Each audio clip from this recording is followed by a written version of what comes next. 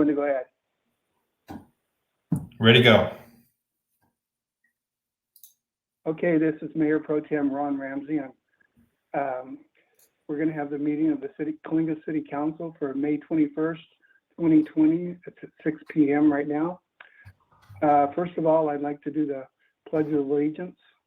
So everybody could stand and pledge allegiance with me. Ready? Begin. I pledge allegiance to the flag of the United States of America, for which it stands, one nation, under God, indivisible, with liberty and justice for all. Okay, are there any changes to the agenda? There's not necessarily a change in regard to items that you see. I just want to point something out so that everyone is aware. On item 5.6, states declare identified police department property as surplus and approve disposal. There are some cubicles listed in there as surplus property, but we found another home for them in Public Works. So those will not be declared surplus and disposed of, but everything else in that item remains.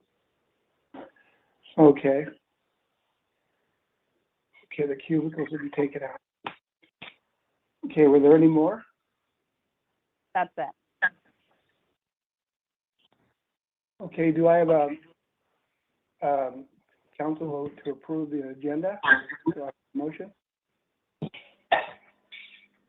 Adam will make the motion. Do I have a second?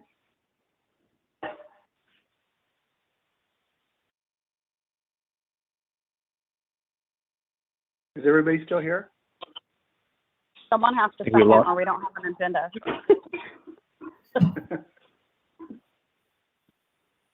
I'll second. Okay. It's been moved in second. Roll call, please. Councilmember Atkinson, Aye. Councilwoman Stoll, Aye. Councilman Singleton, Aye. Mayor Pro Tem Ramsey. I also vote aye. Okay, we'll go to item number 2, awards, presentation, appointments, and proclamations. We have none. Okay, next we go to citizens' comments. This section of the agenda allows members of the public to address the City Council on any item within the jurisdiction of the council.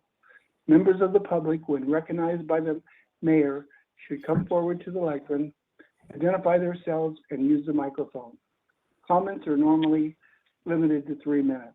In accordance with state open meeting laws, no action will be taken by the City Council this evening, and all items will be referred to staff for a follow-up and a report. Mario, go ahead and take over. Thanks, Ron. So at this time, I posted on the webinar instructions on how to make a public comment. And for any of the items coming up, you need to message me and let me know, and I will chat you back and respond. And you can either read your comment if you have a microphone, or I'll read it for you. But there are no comments at this time, Mayor. Okay, thank you very much. Okay, we go to item number 4, public hearing. We have none. Next item, we go to item number 5, consent calendar. Number 1 is approve the minutes for October 10th, 2019 was a special meeting. Number 2, approve minutes November 7th, 2019, amended minutes. Number 3, approve minutes for December 5th, 2019. Number 4, approve minutes January 2nd, 2020. Number 5, approve minutes January 16th, 2020.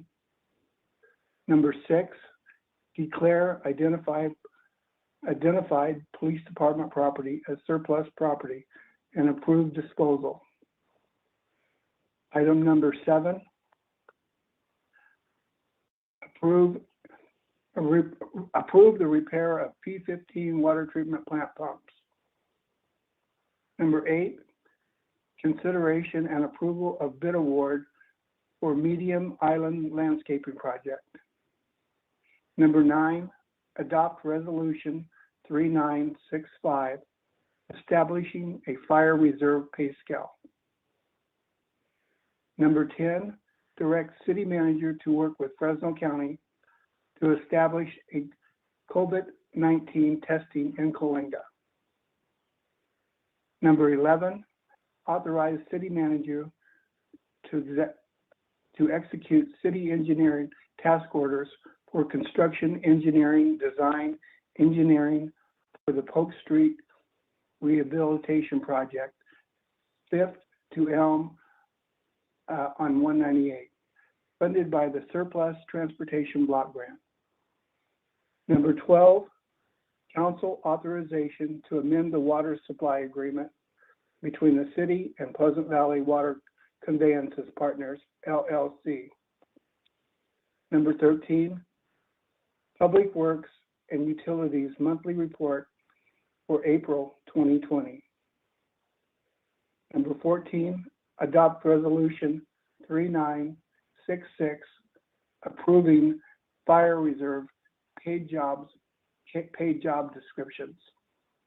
And number 15, direct city attorney to file amicus briefs on the behalf of Coalinga. Would anybody like to approve? I mean, not approve. Anybody like to pull one of these and talk about them? How about number 14? And 15.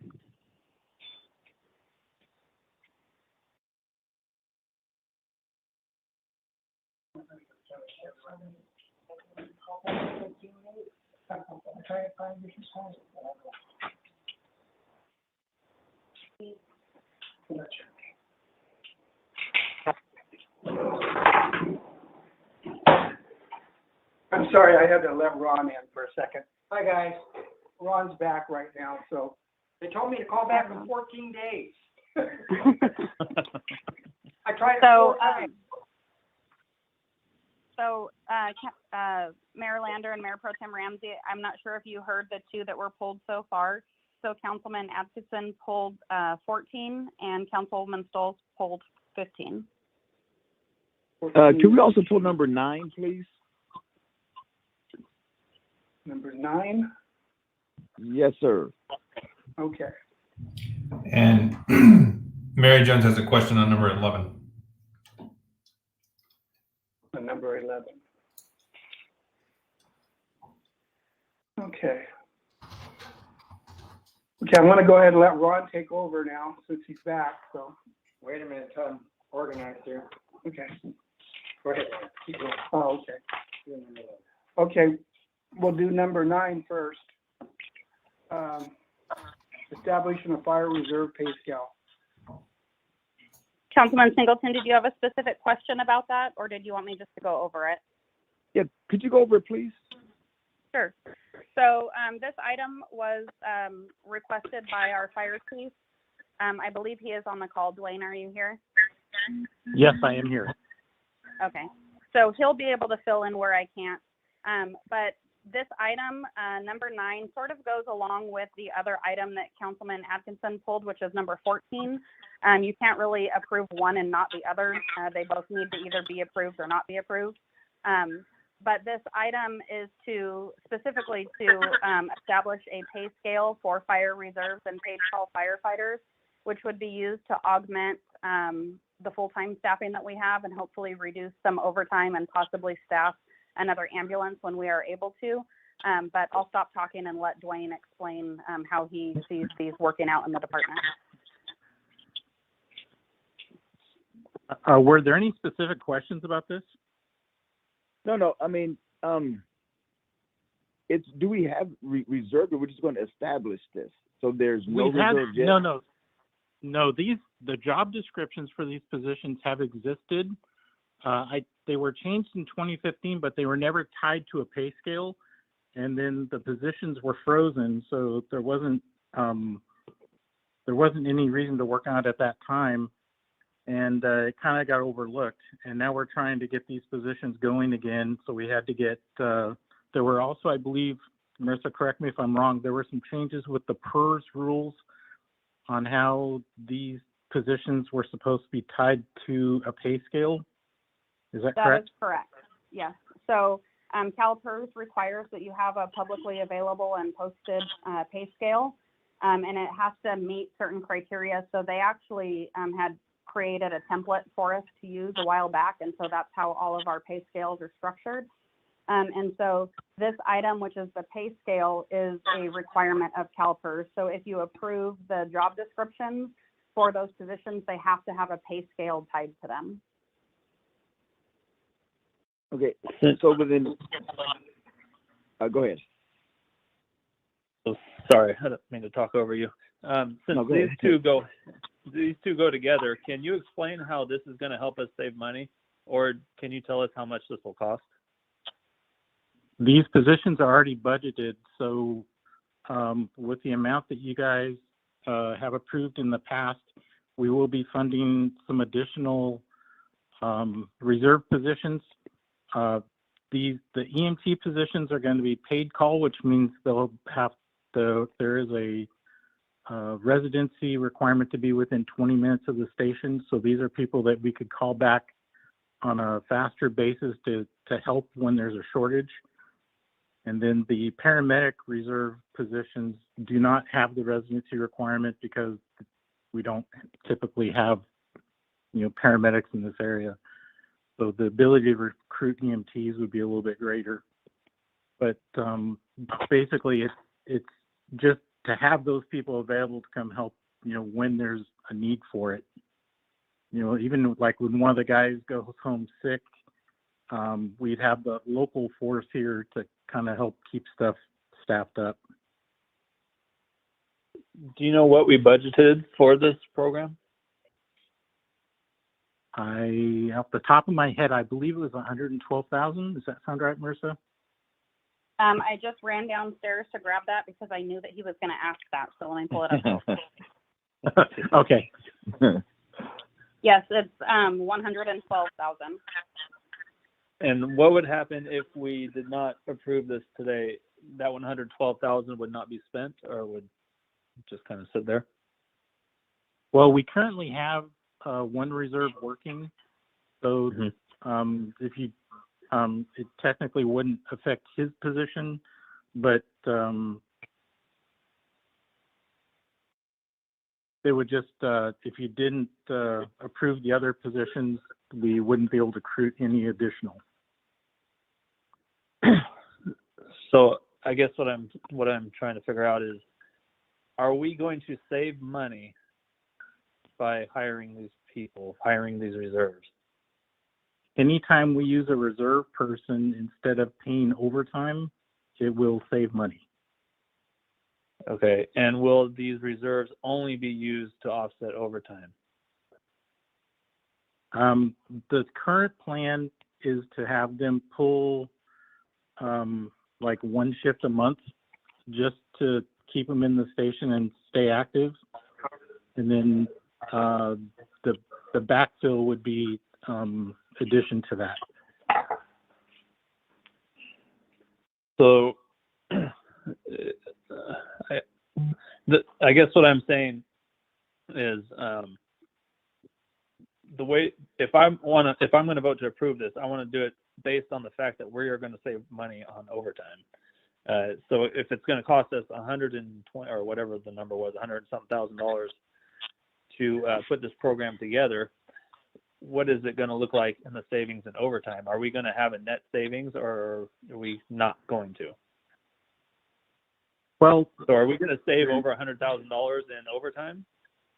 We're not going to save 112,000 overtime, but what we're not paying out of the overtime line item, the overtime line item, we would be paying out of the 112,000 for the part-time pay.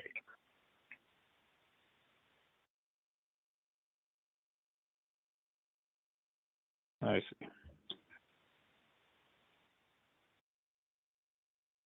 I have a question. This is Tanya. So is it to, like Adam said, compensate for the overtime, or is it if someone calls out sick or something happens and we need coverage? Both. Two different things. Correct. Yeah, it's both. Okay. Okay,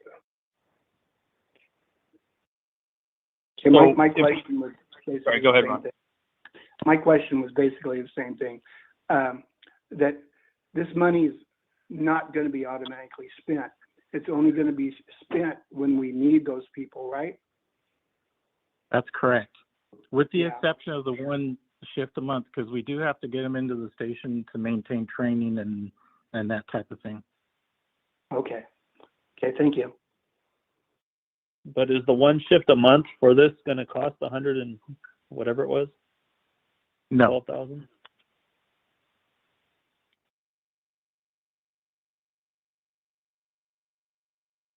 I think the 112 is only used if needed beyond the one shift a month to keep them in the loop, correct?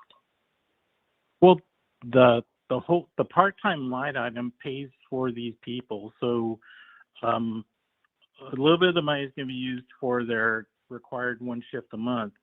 But like I said, if we use them to offset a vacancy of a paid person, that would also be coming out of the 112 because they're part-time employees. So it comes out of that line item instead of the overtime. So it comes out of the 112 at a lower rate than the overtime would have come out.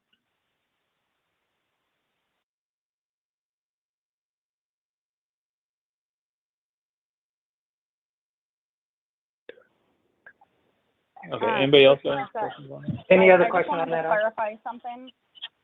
I just wanted to clarify. So when the council approves, hypothetically, like say reserve firefighters, and say you approve 10, and we figure out a factor of what that line item is going to be in the 60020, which is their part-time,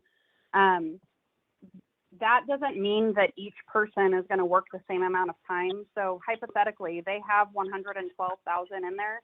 They have one reserve working right now.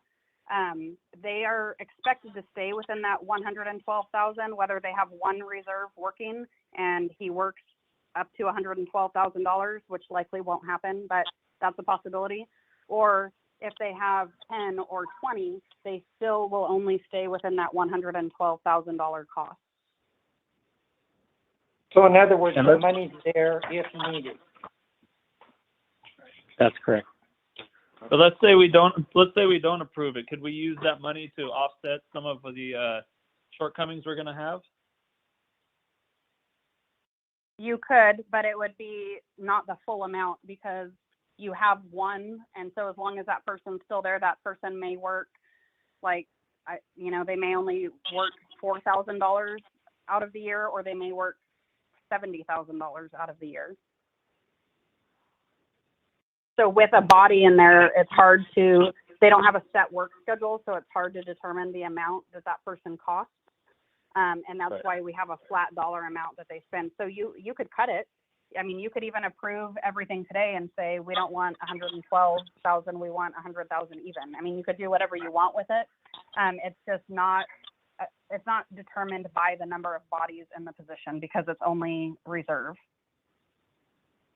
Okay, so what if we keep the one that we have and say, I'm just throwing out of time, and say, let's look at this again in 6 months to see where we stand economically, financially. Could we do that? Yeah. You could. It's just there is an opportunity here that we could be saving some of the overtime at the same time. Yeah. Just because I know we're going to have a big budget, deficit because of what's going on. So what I really need to see in order to vote for this is what is the savings going to be on overtime compared to what are we going to spend for this program? So if we're going to have this program and say we're going to save $30,000 in overtime, well, we're still spending around $80-something thousand on this program. I mean, Which I is want also to save getting- overtime, but I don't want to spend the whole $100-and-something thousand that we don't have because we're about to go, $500,000 in debt. The other possibility with these positions, though, is being able to staff a third unit, which is going to protect the town when both other units are out, and that could generate more revenue on top of the cost. I mean, Right. does that make I guess sense? what I need to see, me personally, what I need to see to vote for it is that the cost of this program offsets more of the cost for overtime and brings in more revenue from the ambulance than what we're going to pay for the program, if that makes sense. The problem with coming up with that figure is these are voluntary positions. It's like if we couldn't get somebody to come fill and we had to wait for a paid person to come in from farther away, that's going to mean the ambulance is down, but we're not going to be saving any money. But if we were able to use these people, we'd be saving money. We'd have another ambulance staffed where we may not have otherwise been doing so. It's hard to predict how often that's going to happen. And we may bring these people in to staff another ambulance and they don't get a call. But in the meantime, the city, had protection. Yeah. Okay. I'd like to suggest that we go ahead and keep both of these in here, because we are going to go over the budget. We're probably not going to okay it tonight, but that way we'll have it in there if we can afford it, because there's probably more stuff than we can delete than public safety. And I think one of the goals of all the citizens is public safety, and I would rather have this in here and maybe have to cut it later, but not now. Let's get it in there first, and then we can always go back and cut it, because we are going to go over the whole budget again. I think that's fair. You're talking about when we go over the budget next month? Yes. Okay. This even though we do this, we can pull this out of the budget at any time. Okay. I That think sounds good. Yeah. I have a last question. So this is an existing program, right? That's correct. This program is existing. We haven't recruited for it because the new job descriptions were not tied to the pay scale. So that's what we're trying to do now, is kind of get these in position so we can start trying to fill some of these positions. So do you know what we were budgeted last budget season? It was 112,000. Okay, so we're doing the same thing. We're just approving based on tying the pay scale. Correct. Okay, thank you. Okay, any more comments on that item? Seeing none, the next item is item 11, I believe, that was pulled. 11, which is authorize the city manager to execute city engineering task orders for construction engineering and design engineering to the Polk Street Rehabilitation Project from 5th Street to Elm Avenue, funded by the Surface Transportation Block Grant Program. If I could interject real quick, I know I might know what Mary's question is that, and I actually was going to make a comment about it, is that I think I made an error on the subject line of the actual document. It's not actually from 5th to Elm. That's the first phase. It's actually from Elm to the city limits, as it is written in the recommendation. So, Mario, we can get the question, but I think that was the one comment that I had. I want to make sure to clarify for the record that the subject line on the agenda is actually the recommendation is the accurate description. Yes, that was the question. Okay, that's answered. All right, let's go to number 14. Item 14, adopt resolution number 3966, approving fire reserve and paid call job descriptions.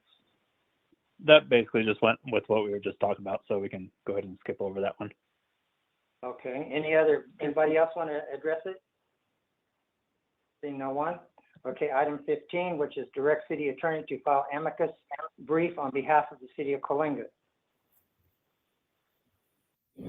So Thank you. Councilwoman Stoll, did you have a specific question, or did you just want the city attorney to review it? I just wanted him to review it, and then if I have a different understanding, I'll comment or ask a question. Okay, this is City Attorney. This is a future agenda item from Councilman Atkinson to look into the possibility of sending an amicus brief to the governor. So there's a couple of ways to do that. One, and this is all regarding COVID response and perhaps more local control. And I'll let Councilman Atkinson speak onto the content of what the council is looking for. But there's basically three ways to do that. We can send a letter through that, just a normal letter. An amicus brief, we'd have to find a case. There are some cases out there, legal pending litigation cases that we could latch onto to send a brief. So find another city or county that's actively suing the governor and ask to request to be involved in that so that we could give input on behalf of the city of Coalinga, the message that you would want to send through that avenue. Or the last option is to take some kind of direct action on the council's own, whichever way they want to go with that. So that's basically what's in the staff report. I mean, if there's any questions, I'm happy to answer them. But as to the content, I think that that would be better for the councilman to kind of go over that. Okay, so I prefer the first option that you have on there, and some of the sample letters, like City of Placerville one's pretty good. Basically, we're saying that we want control and not Sacramento. Who knows Coalinga better than Coalinga? We do. Someone in Sacramento doesn't know Coalinga better than we do. There's plenty of other cities who have said verbally that they will sign on to the same amicus brief with us, I guess, but I'm not going to put anything out there for certain unless I know we're going to pass this. So, I guess go ahead. Go ahead.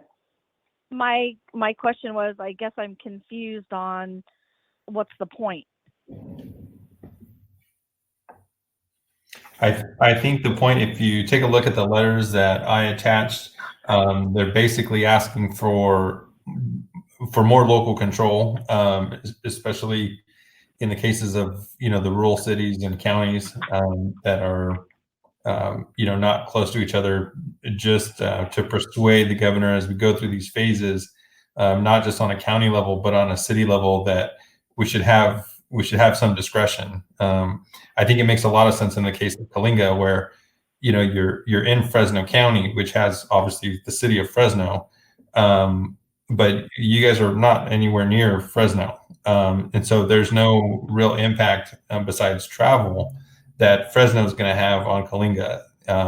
It's a different situation than you would have like in the Bay Area, where you have multiple counties, right next to each other, very dense urban areas that basically overlap. And so the point of it would be to kind of express that to the governor, to ask him to figure that in or make some leeway or some adjustments based on those factors, to let Coalinga, let other cities have more input on how fast we move through the phases. I think the more okay. cities that sign, sorry. Go ahead. I was going to say that I thought the last meeting we decided to open the city, which was in defiance of the governor. So we're open, except the businesses that choose not to for whatever their reason, state licensing or whatever. So I guess I was confused on why spend $600 time and energy to write the governor a letter when we've already given the community a blessing to do what they want. We've given the community a blessing, but the state hasn't. So let's say that a salon opens up. Well, the state could very well easily, and the reason why we haven't had any salons open up is because the state has threatened them, saying we're going to pull your license if you decide to open Correct. up. Right. So what we're trying to do is say, you know what, Governor, you need to let us decide when they can open up. And instead of waiting for a one-size-fits-all approach from Sacramento, we're saying we're trying to get the governor to allow the cities like ourselves and several other cities in the valley to let us decide when they can open up instead of waiting for Sacramento. Because right now he's saying salons can't open up till phase 3. Phase 3 Right. isn't supposed to happen until October or November. That's not true. We just got a report that salons could open within the next 3 to 4 weeks. Well, okay, 3 to 4 weeks then. So Adam, so you're wanting to do this specifically for salons, and I would also assume probably restaurants and bars. Bars, yeah, everybody. I mean, everybody that holds a state license, that if the state is going to penalize them, you're wanting this letter to alleviate that so that Coalinga is allowed to open state licensed businesses and not be penalized. Right. Is that right? Correct. So I'm in agreement with doing that, but not paying $600 to write a letter. I mean, that's crazy.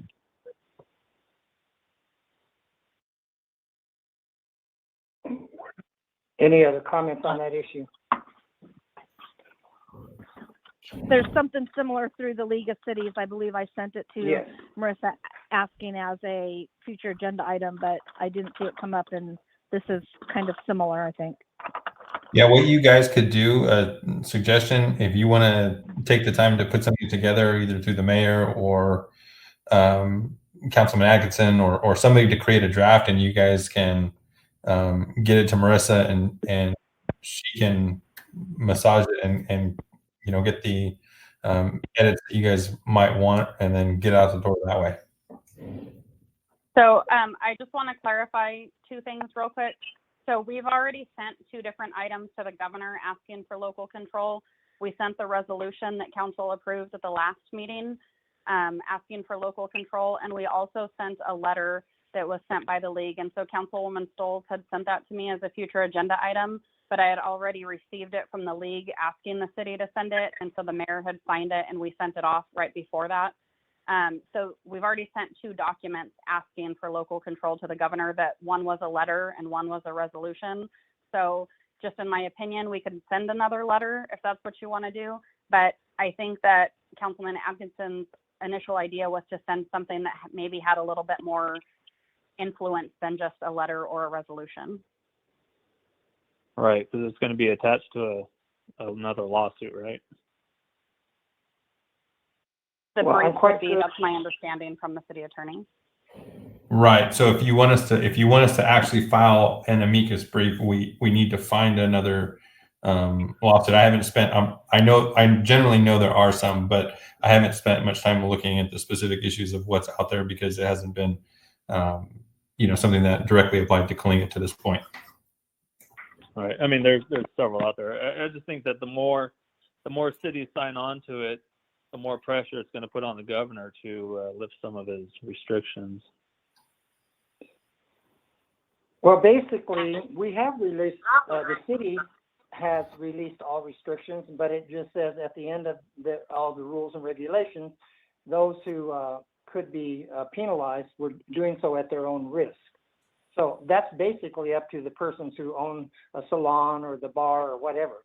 The thing of it is if the governor, if any of us think that the governor in the state of California is going to release the ruling against hair salons, nail clinics, all those sort of things for the city of Coalinga, they're setting a precedent. They will not do that for the state of California. I just bet my bottom dollar on that. But to send. But the point is it not just. Go ahead. The point isn't not just to have the city of Coalinga, it's to have almost every city in the valley to sign on it. But you know what? They've already done that. The hairdressers, barbers, nail people have filed litigation against the governor. He's very, very clear as to where that's at. It's been all over the national news. It's been everywhere. He's very aware of it. And I do think that because there's been so much pressure put on him, that's the reason why phase 3 is going to move a lot faster than originally stated. Agreed. So in my opinion, we could send another letter. I don't think that we need to get in some kind of a litigation here. We can send another letter. No, it's not a letter. It's not a letter. It gets attached to a lawsuit. It's actually part of the lawsuit. It's part of the lawsuit, right? Right. that we're Is that not right, paying. Mario? Yeah, let me clarify that. So part of sending a brief, you're not a party to the lawsuit, and that is the point of the brief, is that you want to give the court, and in this case probably the state, Coalinga's opinion about it, but you're not a party. So you do have to get permission from the judge presiding over the case to send in the brief, but you don't become a party. There's no exposure in that regard.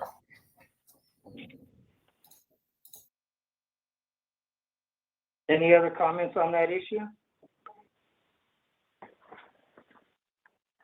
Seeing none, do we have a motion to approve item 5, which is the consent calendar, items 1 through 15? Wait, are we going to vote individually on the ones that were pulled? No, we're going to do it all at the same time. You can do it and individually vote no or yes on which ones you choose not to vote on. Okay. Do we have a motion for approval? Well, we'll do it the other way. Do we have a motion to approve items 1 through 14? I so move. We have a motion. Do we have a second? I second. We have a motion and a second. May I have roll call, please? Mayor Pro Tem Ramsey, Aye. Councilman Singleton, Aye. Councilman Atkinson, Aye. Councilwoman Stoll, Aye. Mayor Lander. Aye. Okay, do we have a motion to approve or direct the city attorney to file amicus brief on behalf of the city of Coalinga? That's item number 15. Do we have a motion for that? I'll make the motion. We have a motion. Do we have a second?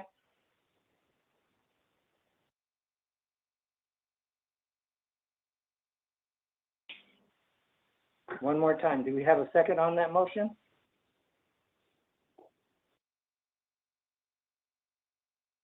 Motion has failed for a lack of a second. Thank you. Okay, we're going to go on to ordinance presentation, discussion, and potential action items. We have 4 items. Our first item is discussion and direction regarding fiscal year 2020 through 21 budget. Marissa. Thank you. So at the last council meeting, you were provided with a copy of the budget that included the expenses for the general fund proposed for next year, which included operational expenses and personnel expenses. You also saw the operational expenses for the enterprise funds, but now you also see the personnel expenses for the enterprise funds. So that's the difference between last meeting and this meeting, is you see the personnel expenses for the enterprise funds. At the next meeting, which would be the first meeting in June, you'll see the projected revenue, and that's really where you'll have a first look at a full budget picture.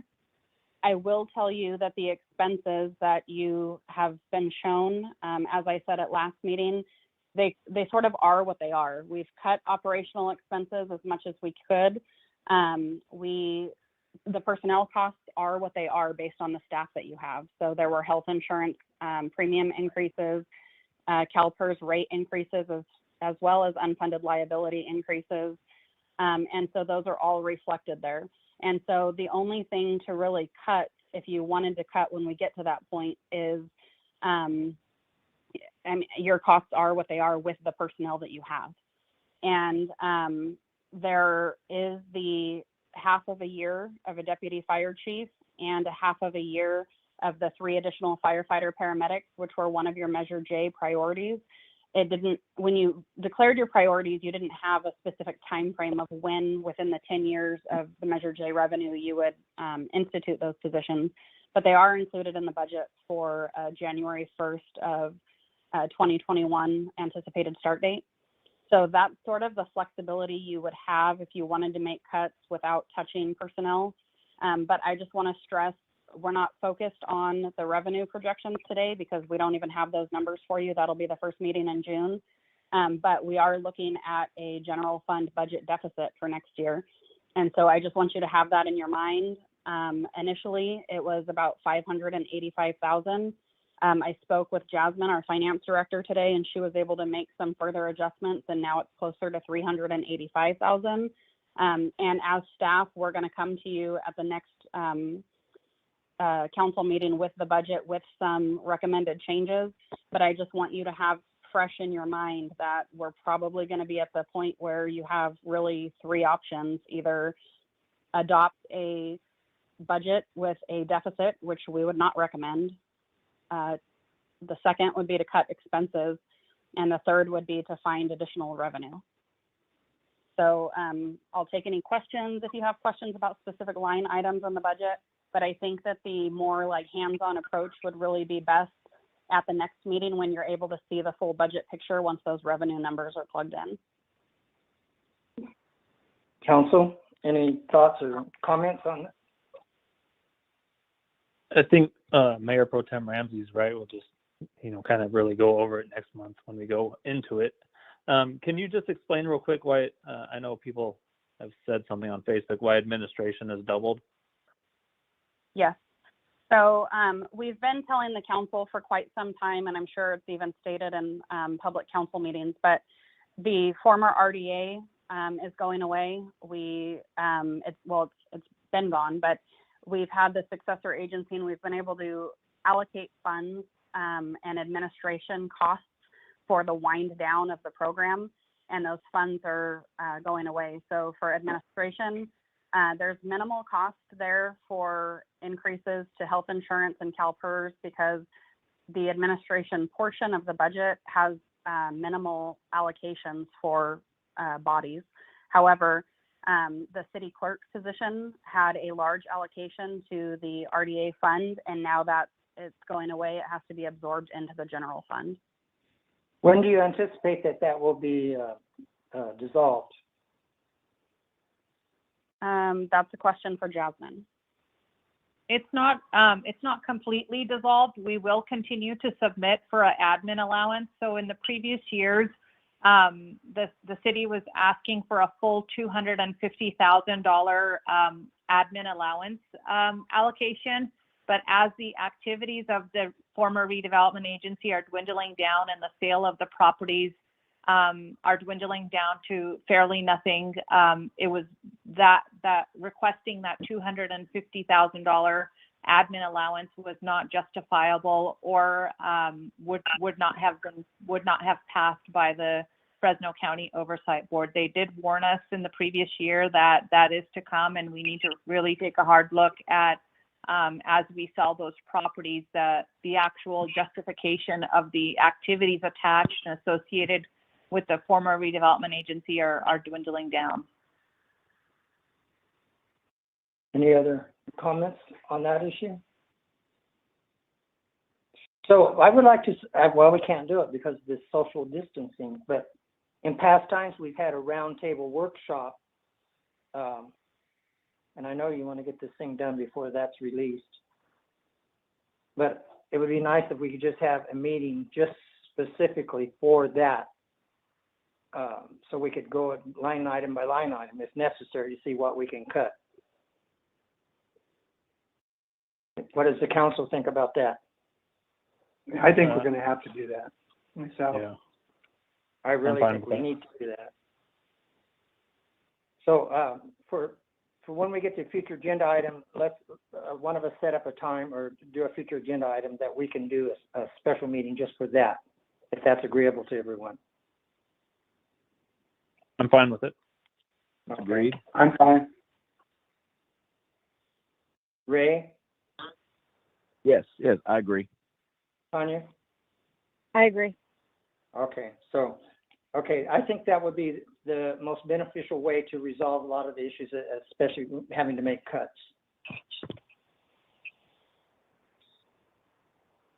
Okay, let's go on to item 2 of ordinance presentation. This is discussion and potential action regarding the development of a cottage home program in Coalinga. Sean? Thank you, Mayor and Council. This is a future agenda item, and I apologize again to Councilman Atkinson for taking so long on this, although we have had a lot of priority items and other items we've been working on. But I finally found an opportunity to bring this to the Council to possibly discuss establishing a cottage home program similar to that of the City of Clovis in order to revitalize and reinvest in the City of Coalinga's alley infrastructure. Last summer, I went on a tour to the City of Clovis to kind of go on an actual walking tour of their cottage home program. It's a national award-winning program that offers residents an opportunity to construct one of 3 streamlined plans on your property with a rear yard facing an alley. The program was originally created to encourage infill residential development in the Old Town Clovis area, where many properties have access to alleys. Due to its early success, the cottage home program has been made available to qualifying properties citywide. Basically, they provide 3 plans provided free of charge, where developed to fit a variety of property configurations. The cottage homes, each less than 500 square feet in size, are intended to face onto alleys to promote revitalization while providing a unique pedestrian street environment while creating more housing. To date, they have about 11 cottage homes completed. I also provided a link in the, just some additional information, provided a link to the City of Clovis's plan and development page regarding the program. And just wanted to provide a little background or a little additional information. If the City Council decides to kind of proceed with this type of program, it'll take some time to set up, but staff will prepare a subsequent report to the Council laying out kind of the process, timeline, and costs associated with completing its implementation. We've been working actually with Self-Help Enterprises because they've brought to our attention the Permanent Local Housing Allocation Grant Program. And we anticipate that the program's implementation, as well as potential building plans and processes, and basically the full program, could be funded through this housing program. And it's a 6-year housing program that basically it addresses housing issues specifically to accessory and second dwelling units. So we feel that we probably can get this funded through this program. I do have some quotes from Self-Help and our grant writers to look at costs associated with requesting funding. This is an entitled program, so it's not a program where we have to go out for competitive bid. There's actually an allocated amount to the City of Coalinga under this program. So it's a matter of us going through the process of requesting funds in order for us to be able to implement this program. And so we're looking just for some direction from the Council. And again, Adam, I'll leave this up to you now to kind of discuss further with the Council, and then staff will be listening in for direction. I'm familiar with this. Go ahead. I'm familiar with this program. I know there's a lot of different cities that have it. It has been a very effective program in the cities that have it. I am for that. It wouldn't hurt to look at it and see how we could put this to use in our community. It's good to see what other cities have, but we need to be able to see how it would fit in our community. But I do think it's an excellent program. Now, Sean, are we going to go with the 3 plans that Clovis provided, or are we going to come up with 3 of our own? I think we could come up with 3 of our own unique styles. I know that the architect they used did a pretty good job in terms of looking at minimal space, like for smaller types of accessory units. They did a good job in being able to, for building codes and basically emphasizing cost effectiveness. But we could put it out to a bid to different architects. They can provide us some conception design, concept designs. So once we kind of start moving down that road, we would basically first request funds from the Permanent Local Housing Allocation Program. I did pull up an email while you guys were in the middle of talking, and it looks like, according to our grant writers, they said that we should be eligible for up to about $618,000 over a 5-year period. So it'd be definitely enough for us to implement a program, put together program guidelines, regulations for second dwelling units specific to this program, specific locations, obviously if it has an alley access, and it's coupled with grants that we've received, which we just recently were notified by COG on another round of alley improvements. So we're at the point now where we have federal funding to basically revitalize all of our alleys that are in really bad shape. And so once we finalize that, the program will kind of move into place, and it won't just be these dirt alleys that people will be, living off of, not living off of, but basically they would be adjacent to in the program. Okay, and can I just ask that, well, I guess if we come up with plans that council approves the plans? If we decide Oh, yeah. to go forward. What we'll do is once we get allocated funds from the program, we would then we'd have a separate proposal from either our grant consultants or working with Self-Help Enterprises. They're a really good firm because their sole purpose is housing. So they're very familiar with housing programs. They're very familiar with program guidelines and setting up programs. So they would be able to help us with setting up the program, paid for by the proceeds of the entitlement program. And then we would basically be looking at all those factors. So our zoning changes, we would be looking at plans, making sure we go through the building plan check. I mean, basically our building official would be reviewing and approving predetermined plans where people can say, I want that one. Basically, it would, whether it's free of charge or whether it costs them a minimal amount. And we may say, hey, this is how much it costs you. And it costs $1,000.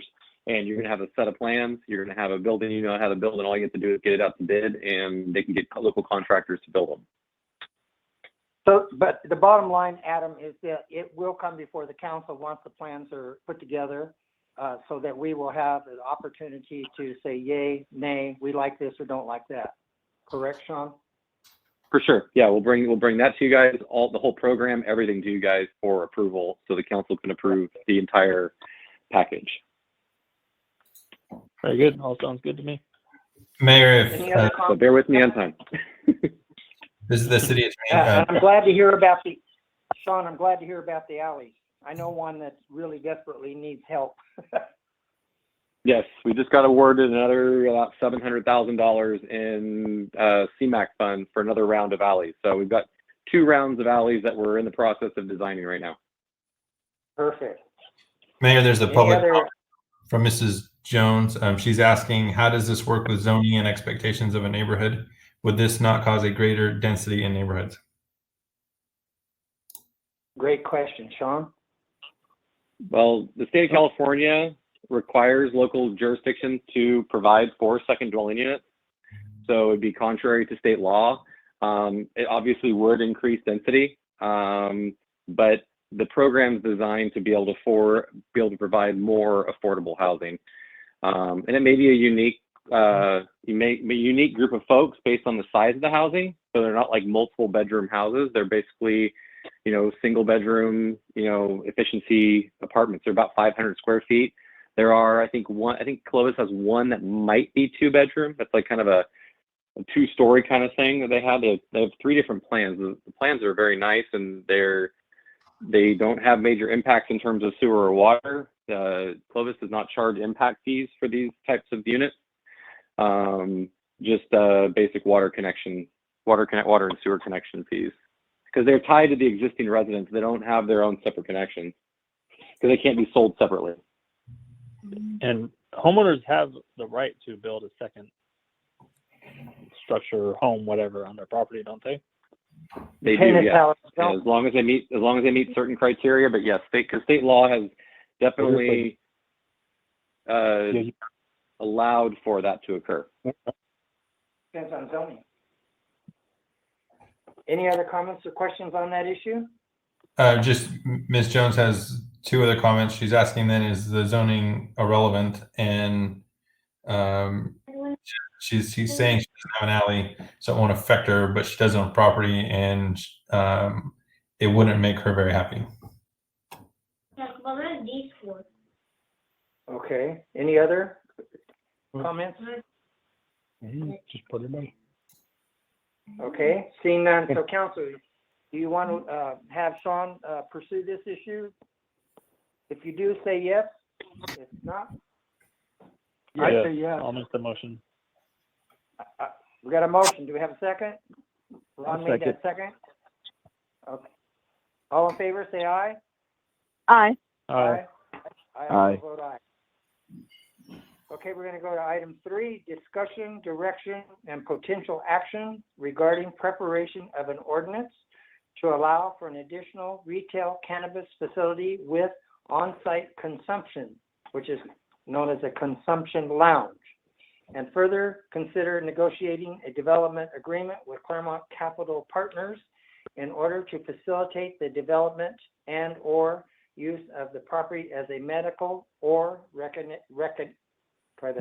recreational cannabis dispensary with on-site consumption. Sean? All right, thank you, Mayor and Council. Tonight is a continuation from the May 7th City Council meeting as a future agenda item requested by Mayor Pro Tem Ramsey.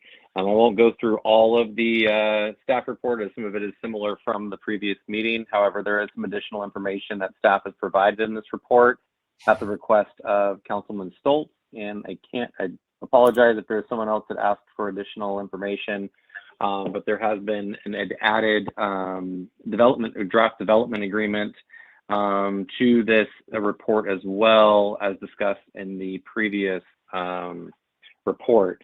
But basically in March, the City Council directed staff to proceed forward with the zoning text amendment to allow for a second retail facility, which includes for on-site consumption in the downtown district. Staff did now attach a copy of kind of a map of showing you the downtown district area, so hopefully that clarifies what we were discussing at the previous meeting. So staff's been working on a draft ordinance, and basically we're expected to take that before the commission once we get kind of direction from the council on proceeding forward with that. Basically, once the ordinance is approved by the City Council, at subsequent meetings, staff will proceed with the issuance of a second retail cannabis permit within the zoning designation identified in that ordinance. So for the city's initial retail permit, we did a request for proposal that was issued, and firms submitted applications. We went through a selection process and chose, as we all know, Have a Heart as the single retail operation in the city. So at the last meeting, staff provided 3 different options that staff is seeking from the council in terms of how to proceed with the selection of that second retail location. And so basically you could draft an RFP. Instead of doing an RFP, you could do a first come, first served basis. Or depending on the available locations, we could look at the possibility of a retail development agreement with a particular company or person. So we have since received a copy of a draft development agreement for the council to review. There are some, and I'll defer to the city attorney in terms of the specifics regarding the development impact, the development agreement, what that actually entails, what the process would be to get that approved, and what that actually basically accomplishes beyond typical land use entitlement processing of a conditional use permit and or a regulatory permit that we have for cannabis operations. So at this point, I have added a copy again of the downtown map, and then also in addition to the map, Councilman Stoltz requested a copy of the tax measure, and so we did provide a copy of the tax measure as well. So if you had any other questions, I'm more than happy to answer them. Anything specific regarding the development agreement, Mario, hopefully you can help us out with any specifics regarding some of the legal standing on the development agreement as well. But other than that, I will leave that up to Mayor Pro Tem Ramsey. Mayor, I want to let you. I was just going to ask a question. Go ahead, Mario. What? Wanted to let you know that Casey from Ocean Grown and David Hitchcock, her legal counsel, are available to answer questions. And then in addition, there's a from Mary Jones. She says, again, it took a vote by the citizens to allow Coalinga to have any dispensary or anything at all. And now we want to double the original plan without consulting the residents. It sounds like it could present a problem. Ron. Thank you, Mary. Okay. On that one thing that Sean asked, could you actually Did you It's actually all- look at the development agreement? Mario? I have not had a chance to review that agreement. Oh, okay. I'd like to hear from Casey if I could. Sure, I will put both her and David Hitchcock on the line. Just 1 second. I just want to say real quick, someone doesn't have their phone muted. We keep hearing a small child talking in the background.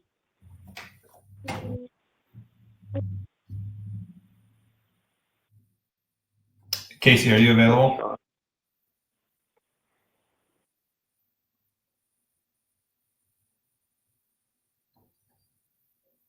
Or David, are you available?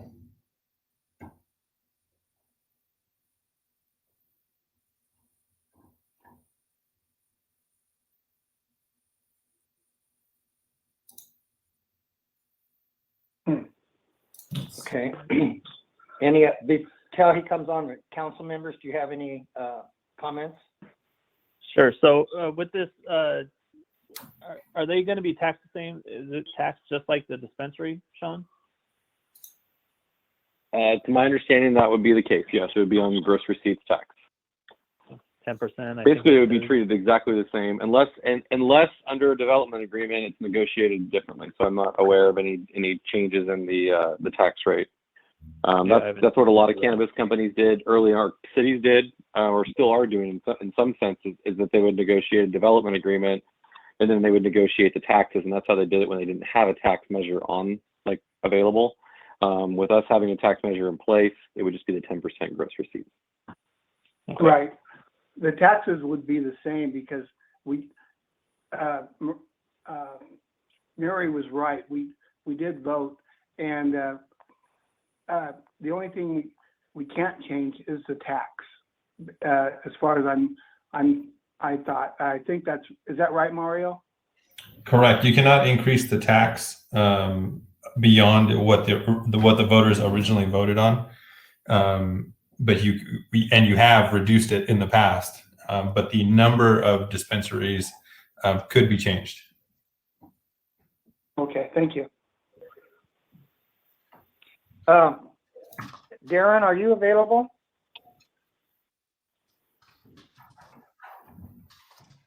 Mayor, I'm going to have to recuse myself. I have a conflict of interest on this matter. Okay.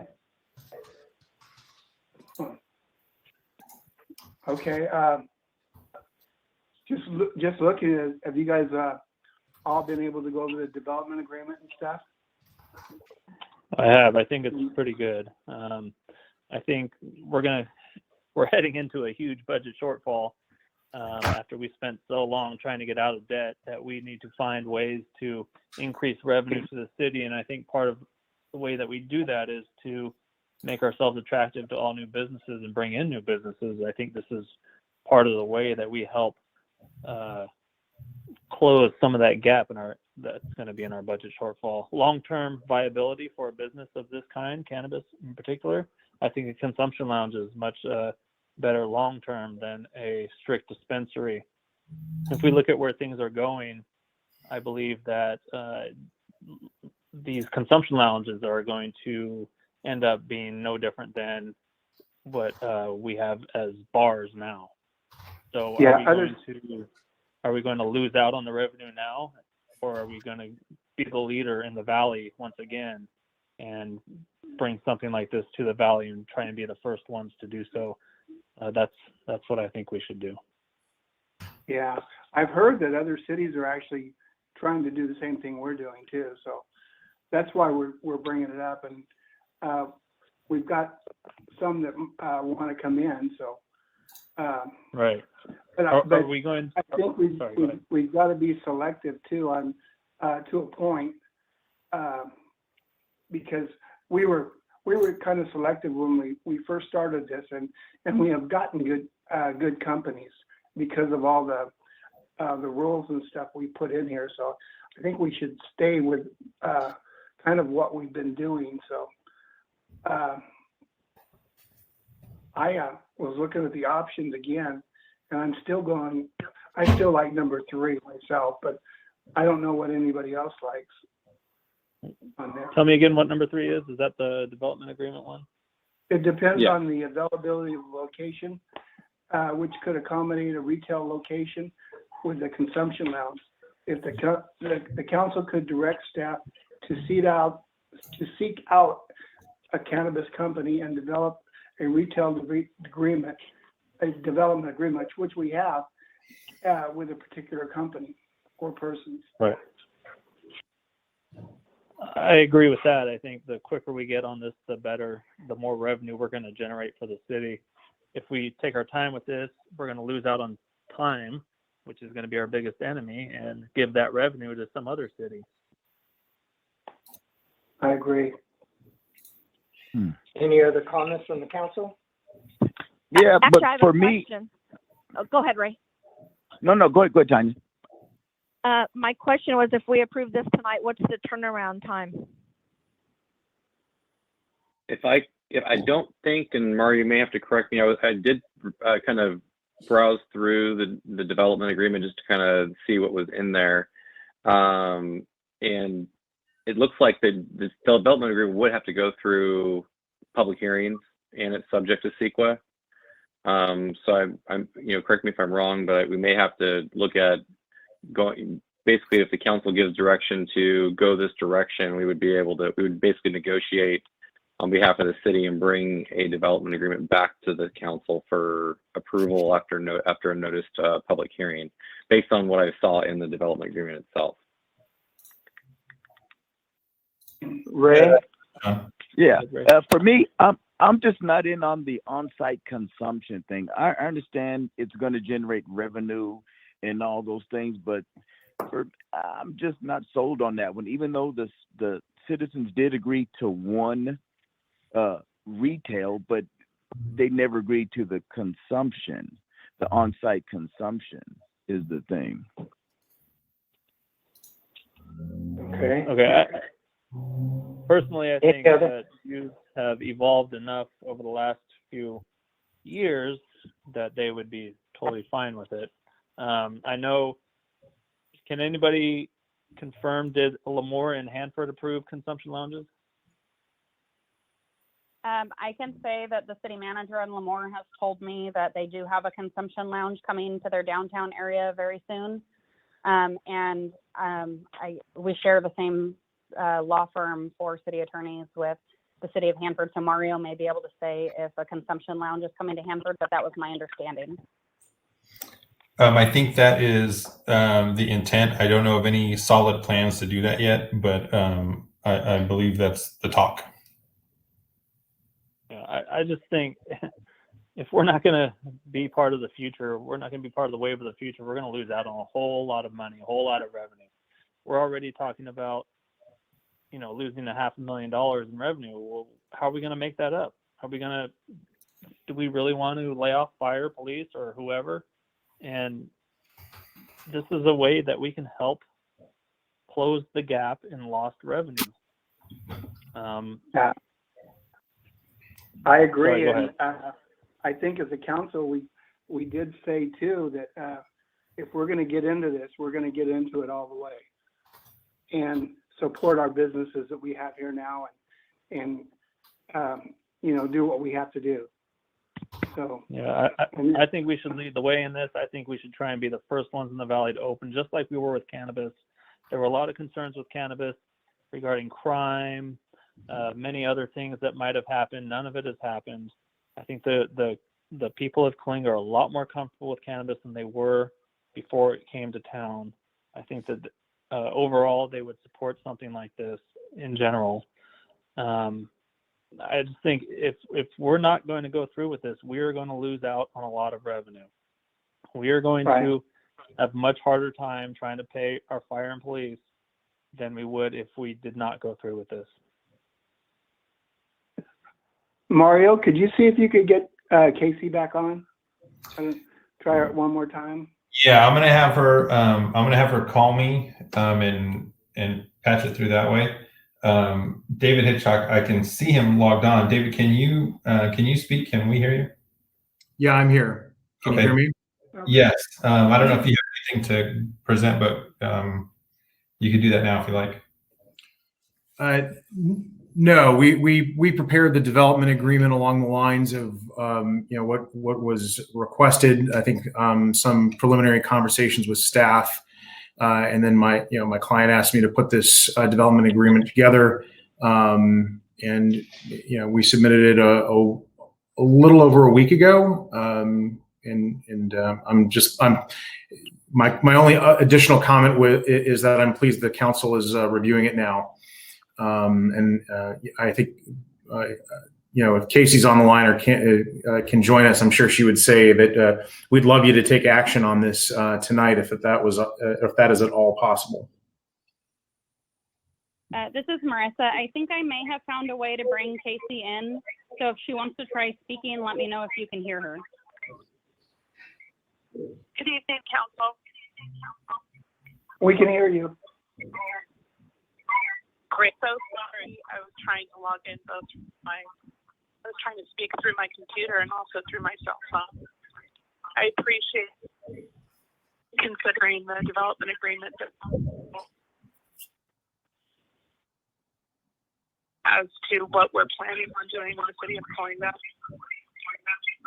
We've found Coalinga to be an incredible partner for over 4 years now, and have been able to contribute $974,000 in taxes throughout our project at the Claremont facility. When retail was an option, we intentionally did not throw our hat in the ring because we wanted another operator to be able to contribute to the city at the same time. Casey, 1 second. Can someone mute their phone? Someone has their phone unmuted.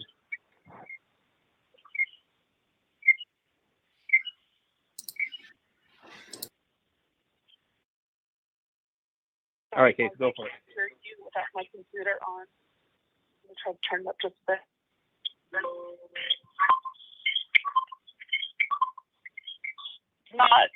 We did not go for the retail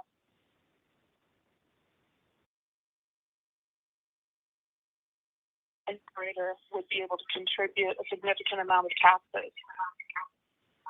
Unfortunately, the applicant did not come through with the projections that they presented to council. We now have an opportunity to partner with a very large brand that's worldwide and able to bring a significant amount of revenue and attention to the city of Coalinga. We think that by making Coalinga a destination, we can create not only the business and the revenue dollars through the store and the consumption lounge, but also be able to offer a live music consumption lounge, which is unheard of in California. We'll be able to use that store to offer discounts.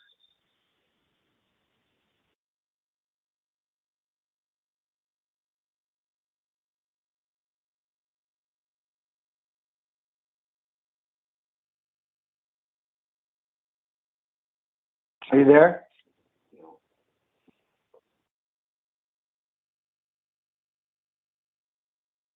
Is everybody still on? I'm still here. Still here. Yes. Still here. Sorry, can you hear me? Barely. Is that better? Yeah. Okay. The reason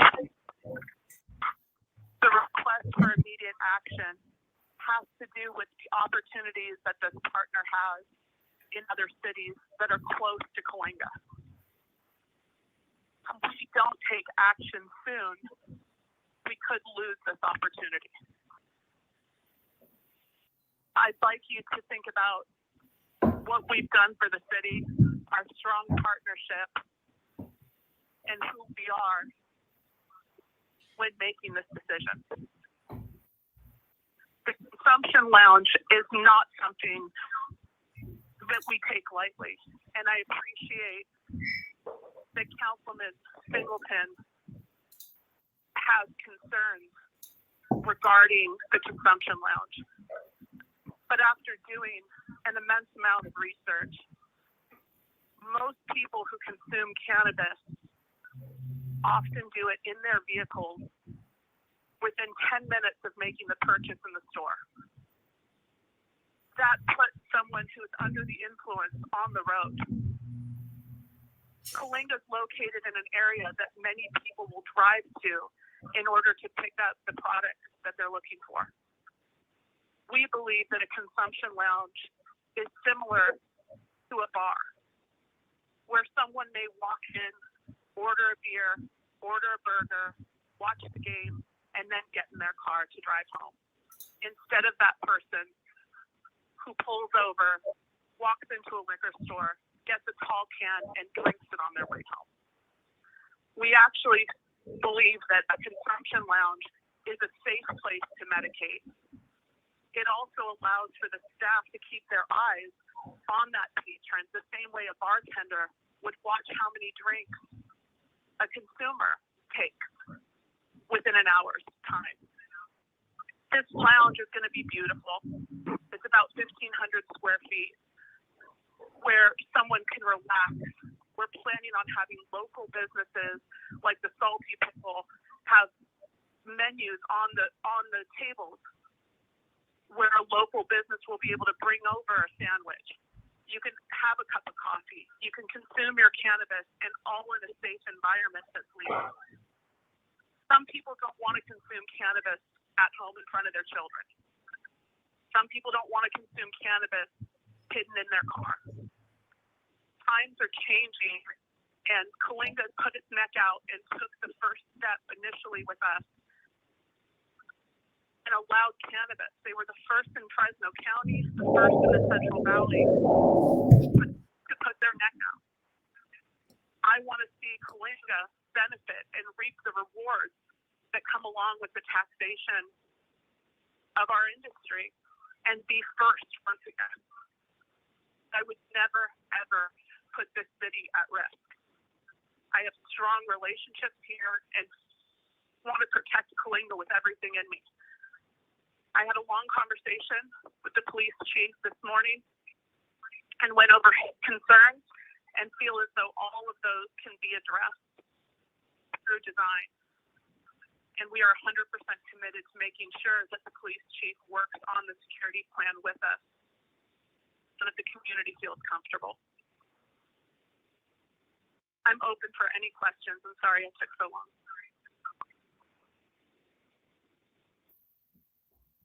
Casey, do you know which company you may be working with? Are you allowed to say? I would love to tell everyone. Unfortunately, they don't want their name out there until the development agreement has been signed. Once that's been signed, we will shout it from the rooftops, and I imagine there'll be a lot of press surrounding the fact that Coalinga is going to be picked to be able to have this type of opportunity. Mayor, this is the city attorney. There are several comments, written comments, and one comment that a citizen would like to speak whenever you feel is appropriate. Okay, go ahead. First, the written comments. Barbara Rodriguez wrote in that she agrees with having a consumption lounge. Janine wrote in that the difference between going to a smoking lounge and a bar is that a person can be tested for driving while intoxicated under alcohol. Mr. James Vosberg wrote, I suspect if the council approves this without putting it to a vote of the people, many people will feel as if the barn door has been opened when that wasn't necessarily their intent. And Bob has written in, thank you for your assistance with running this meeting and the public comments. Recognizing that the city of Coalinga is facing a budget shortfall, the allowance of an additional cannabis business to operate with on-site consumption is expected to generate additional revenue for the city, which could be allocated to providing essential services. Allowing a facility for consumption will create a destination for not only the residents, but for others throughout Fresno County. Ocean Grown Extracts, Claremont Capital Partners has brought value to Coalinga to help shape the framework of cannabis regulation that put Coalinga at the forefront of many other cities throughout the valley and the state. This is another opportunity to be at the forefront. Thank you for your time. Lily has written in, and again, when I give a first name only, it's only because that's all they've given. Lily has written, we need more choices in Coalinga and want to be able to visit a cannabis lounge. I think people will come from all over the valley to see this. And then finally, Mr. Nathan Vosberg would like to speak his comment. And after that, that is all the written comments that I have. So. Okay, go ahead. Nathan, are you available?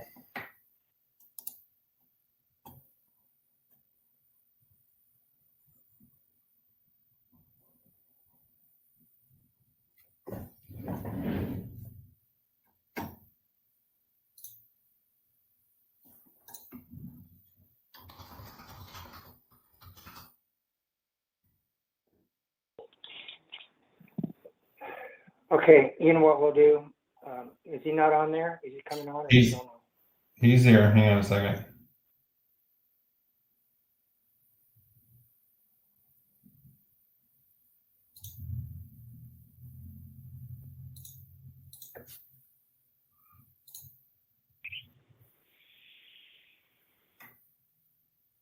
Nathan, are you there?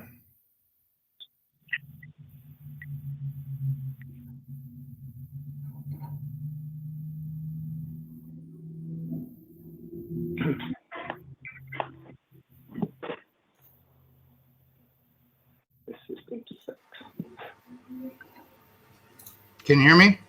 We can hear you. Go ahead. Yes. Yeah. Okay. So we went through this a long time ago. We went through all of the ands, ifs, or buts, and we put it to the vote of the people, and it passed. There's no new ands, ifs, or buts that's changed. What has happened, though, is that Ocean Grown has been there every time for the city. When this first started, Ocean Grown was the very first people to move forward on this, and they were the ones that paid a lot of the city attorney fees. They were the ones that were in this from the gate, and they bought our prison for $4.1 million when the city of Coalinga was in its time of need. The next year following, the city was another $600K in debt. They bought the dog shelter. They bought other properties in the city of Coalinga as well. My point is that they have come through. The city of Coalinga has raised over $9 million in total sales of property and things like that. A lot of it went to RDA. A lot of it benefited the schools. A lot of it benefited the libraries. Nobody sent money back. Okay? So this idea of moving forward is just that, moving forward. And if you don't move forward, you lose. It's like a new device comes out, like the new iPhone comes out and it doesn't have a GPS device. Well, guess what? That iPhone gets left behind. Everyone moves to the next one. If we need to continue to move forward, there's no other way for this. Other places are going to have this. There's no guarantees that any business is going to stay in business. You never have that. So I'm always in favor of letting people move forward. I think that Ocean Grown, Claremont Capital has come through for the city. I think that that this would be a good thing for the city. The numbers were all the naysayers. You know, I was there. We listened to almost everything. This was a grueling event where everyone told us everything bad. We took that all in consideration. We put something on the ballot. None of the negative things came true. None. Let's just put it out there. None of them came through. We haven't had an increase. We haven't had people getting busted for, this anywhere else. We haven't had a rise in crime because of it. In fact, I remember when Chief Salvador was there, you could count it on one hand how many incidents that happened regarding the entire industry, and most of them were thefts from cars where people had stolen stuff out of remote places. Hardly anything to do with this. Way more that happened at bars and way more that happened at your local gas stations. So I don't see this as a threat, and I have no pony in this game. So I'm just speaking from the heart, and I would hope the council would continue to moving forward and continue with revenue that the city needs. This COVID thing is going to be a big deal. All of your, I looked at the budget, pretty much all your stuff has gone up Medical has gone up. Workers' comp has gone up. These are uncontrollable costs. You can't control these. Your CalPERS went up. It went up a major amount. So, you're going to be having a discussion. I thank Mayor Lander for moving it to a separate meeting. That was brilliant. That's exactly what should happen. I'm unhappy with the fact that you don't have revenue projections for your budget. I think that should be happening in day one so you can make good decisions moving forward. But this is something totally separate. I think that you guys should take this into consideration. If a new hospital was coming in, you wouldn't be asking for RFPs. You'd be looking at their agreement and you would be making a decision. I don't think this, I think this is the exact same thing. And so I would support this if I was up there. And so that's my comment, and I thank you very much. Thank you. Any other comments in regard to this? No additional comments. Sorry. I'm sorry, go ahead. No additional comments from the Casey's still online? Sorry, Mario. Everybody's at once. Try it again. Right. Adam, you had a comment? Yeah, I was wondering if Casey was still online. I'm here. Casey, can you tell me how many jobs you think this will generate?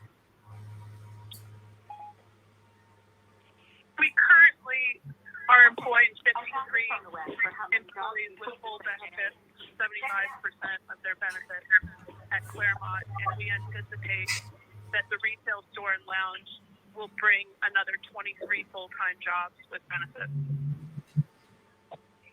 You said 23 full-time jobs with benefits? Correct. Correct. Also, okay, do you have a projection on what you think the tax revenue may be from this? We've gauged based on the population and other stores that have opened with our partner that the revenue to the city would be in the neighborhood of $800,000 annually. Okay, so let's take your $800,000. Let's say it's going to be a completely bad year, right? It's going to be a terrible year, and we're only going to get half of that $800,000. So we're going to generate $400,000 in revenue. How much of a budget? I'm not asking you, Casey. I'm talking to council. How much will that help close the gap with what we have now? We are this is Marissa. anticipating Sorry, I would several tell hundred. you that. Go ahead. Sorry, I was just going to answer your question because I know that it may be hard for council to answer because they haven't seen the revenue projections. So if our revenue projections are that we would have a deficit if you want to cut, well, even leaving in the deputy fire chief and the 3 firefighter paramedics at half of a year, and you're looking at give or take 385,000 as a deficit, then even on the bad year that you're referencing of 400,000, that would balance the city's budget.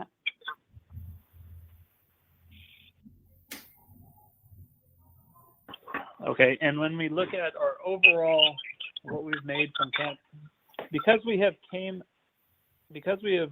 led the way in cannabis in the valley, we have Lemoore and Hanford who haven't even got on the bandwagon yet, and we are $9 million ahead of them overall. This is going to be the same thing, whether we want to, whether you agree with it or not, whether you partake in it or not. Cannabis consumption lounges are going to be no different than bars 10 years from now. They will be everywhere, just like a bar is. They will be no different than the pit stop. It's going to be everywhere. The people have voted. They said they wanted cannabis in the city. They said they wanted it throughout the state. And that's what I think we need to do. I think we need to lead the way. We have a lot of revenue that can come into the city if we lead the way.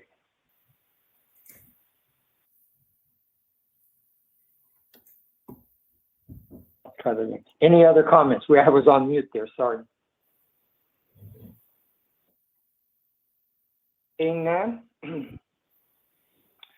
Council, what is your direction regarding the preparation of an ordinance to allow for additional retail cannabis facility with on-site consumption and further negotiating a development agreement with Claremont Capital Partners in order to facilitate the development and or use of the property as a medical and or recreational cannabis dispensary with on-site consumption. I so move. We have a motion. Do we have a second? I just want to make I sure we're second. making a, sorry. I just want to make sure we're making a motion to move forward with the ordinance with the That's development exactly agreement. what it is. That's Okay. what it is. Very good. And the development agreement and everything. Right. So, Mayor, it's not to approve. It's not to approve the development agreement. It's to No, it's just to pursue it, correct.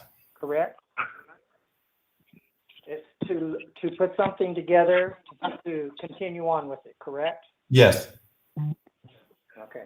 I thought we were going to go ahead and, since we have the development agreement, go ahead and do it. Yeah, I'd like to see us go Well, it straight says ahead here with the regarding development agreement. preparation. If I could inject a little bit, just from my minor knowledge on development agreements, that it does require public hearing and notice. So we would need to go through that process, and I don't know for sure, but I have seen in certain instances where it does require it to go through both the planning oversight, basically your planning commission, and then also the council. Mario, can we move forward with the development agreement or no? You can't. So, or you shouldn't at least. So the development agreement, yeah, it was presented, but it hasn't really gone through the right channels, and I haven't reviewed it because that wasn't the council's direction that we had. The council direction that we had was to come back and bring you some more information. But I can assure you, if that's what the council wants to do, we can. I mean, Sean and I will go as fast as we can to get this pushed through. So this action here is to prepare an ordinance. So we have to have ordinance in place before we can do a disposition development, correct? I think we can run it concurrent, can't we, Mario? We could run it concurrent, but we can't run the development agreement ahead of the ordinance. Exactly. Okay, so we have a motion to proceed, Ron. Wait, so who's saying something in the background? Somebody in the background? Can we vote to approve the ordinance, then vote to approve the development agreement? You don't have an ordinance. The ordinance has to be drafted and brought to the planning commission and the council, like any other ordinance does, because it is a land use ordinance, so it does require planning commission recommendation and council approval, and then a second reading.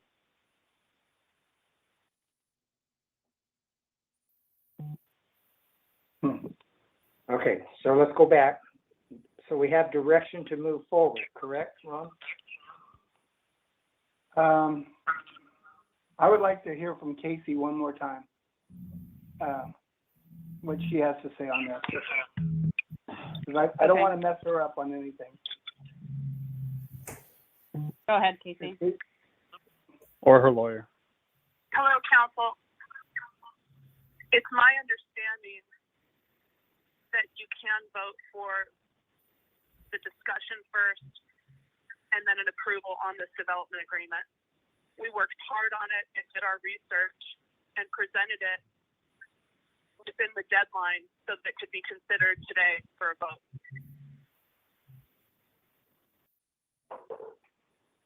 Mario?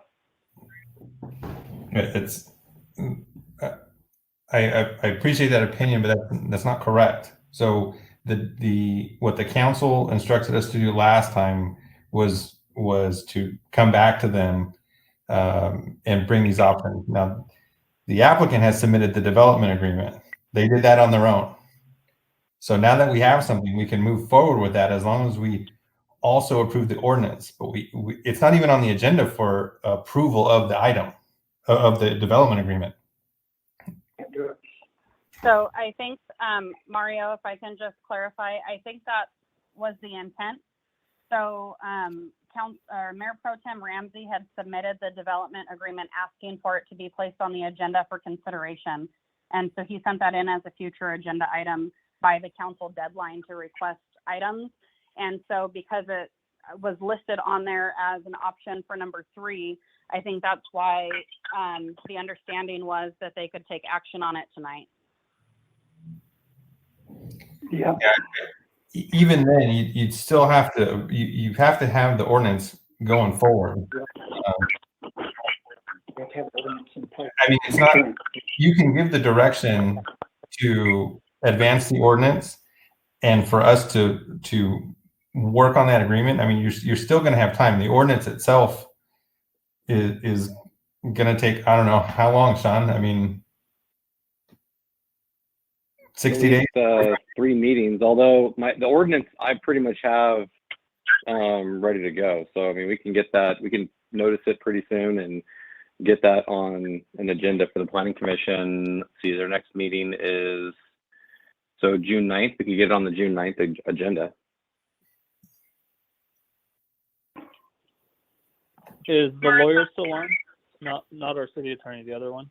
Yes. Casey's attorney. Casey. Yeah, I'm here. Can you give us what your thoughts are on this? Well, I am not entirely sure, Mario, why the ordinance has to precede the development agreement. I will also admit to the council that the government code and CEQA practice is not my primary practice, so it is not something I'm comfortable. Certainly, not my place to advise the council at all on those matters. But Mario, back to my question: why does the ordinance need to precede or even be concurrent with the development agreement? Why can't the development agreement stand on its own? Because you can't have an agreement for something that's not legal. And so the zoning right now, the way that it's allowed is the lounge is not an allowable use. So we'd have an agreement for something that per the ordinance is not even allowed yet. But the development agreement authorizes the use. So why can't the development agreement create the use? Because you can't create zoning through an agreement, a private party agreement like that.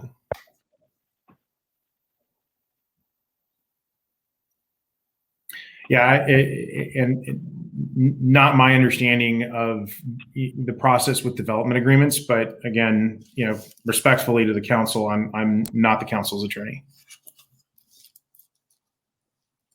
Okay. And we as the council are obligated to listen to our city attorney. That's why he paid the big bucks. Right, Mario? Well, yeah, but I mean, if there's some need, I mean, short of the timeline that we've laid out, it wouldn't be that big of a deal to get the ordinance approved and then, I mean, immediately have this on for a special meeting or whatever they needed. I'm not sure what the timeline on their end is, but we have to go through the process of changing the ordinance. Well, Yeah, exactly. Mario, this is David Hitchcock again. Sorry to interject. What about the retail use? The retail dispensary is an allowed use, is it not? Yes, a single dispensary is, yes. We have one. Can't do it. Your hands are tied. So basically, everyone's hands are tied until the ordinance is put in place. Is that correct? The ordinance would be the primary thing that needs to get changed so we can get everything rolling. Okay, so then we just need to move forward on that issue. Councilor Casey's indicated that she'd like to speak again, if that's okay. I'm sorry?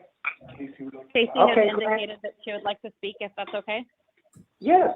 Go ahead, Casey. Hi, Council. Hi, Mario. I'm asking if we can move forward if we can make the changes on the spot, since we have the city attorney present and our attorney present as well, that we can table the lounge portion and move forward with the retail, since retail is allowed. I don't believe that the ordinance states one retail location. I believe it just says retail, but Mario, can you confirm that, please?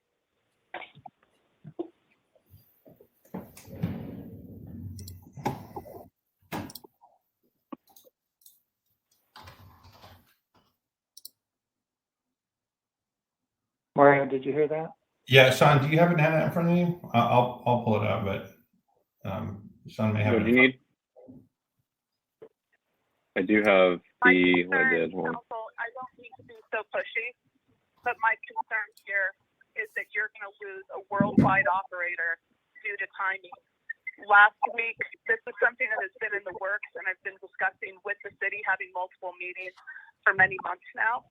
6 months. It was not easy to get a partner that's this strong, that's going to bring this kind of recognition and tax dollars to the city.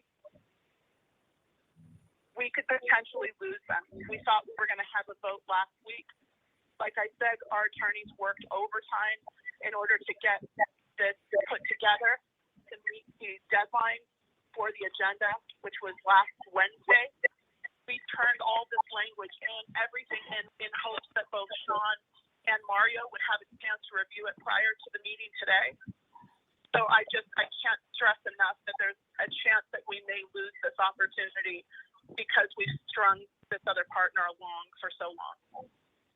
So anything we can do to show good faith, to push through maybe a retail and then have a special meeting for the lounge would be greatly appreciated.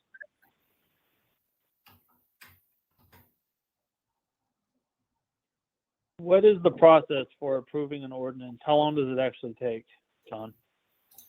It takes 3 meetings, basically a public hearing at the planning commission and city council, just like we do any other, just like we've gone through previous ordinances. So we have to notice it, has to go to planning commission for recommendation, and then the council would take it up at the next, we'd notice it again for another 10 days, and then it'd have to go to the council for review and then approval, and then you do the second reading at the next meeting.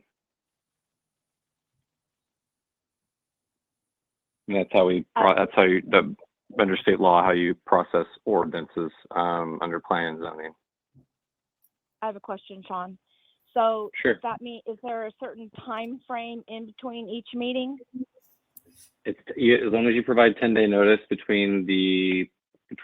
the planning commission meeting, which we can do. We can get that noticed early next week, and that would get on the June 9th planning commission. Or June, well, yeah, I think June 9th is our next one. Or no, June 11th, I'm sorry. For June 11th, and then we could, I'm sorry, we have to go to planning commission first. June 9th, and then we get it, let's see, 1, 2, we may be able to even notice the council meeting prior to, I would have to verify whether we can actually notice it ahead of time. If not, it'd be July 2nd, would be the council meeting. I guess a better question would be, if we have to have an ordinance in place before we approve anything, is there a way to streamline this whole process via special meetings for council and planning commission? Yeah, as Mario mentioned, we can schedule meetings whenever the council would like to, as long as they're within 10 days of the, just basically make sure we can give appropriate public notice. Mayor, I have a question. 10 days, not 72 hours? Is it 10 days for planning commission and not 72 hours like council, or 24 That's for different. special So meeting? you have noticing you have posting requirements for agendas, but public notification for like an ordinance is 10 days. So you have to give 10 days notice on a public hearing. So you notice how on our agenda we have public hearings and then we have just discussion items. For ordinances, they go as public hearings for usually their introduction, first reading. Okay. Same thing with planning commission. Mayor, Unfortunately, it looks like. Can I ask a question, Mr. Hitchcock? Yes. Or Casey? Yes. Are you guys looking? Would it be helpful if we were able to have the council pass or approve an agreement that wouldn't be effective until the ordinance became into effect? Would that help you to have an agreement like that? Absolutely, Mario. That would be very helpful. Thank you. Okay, so what if council? What if we did this?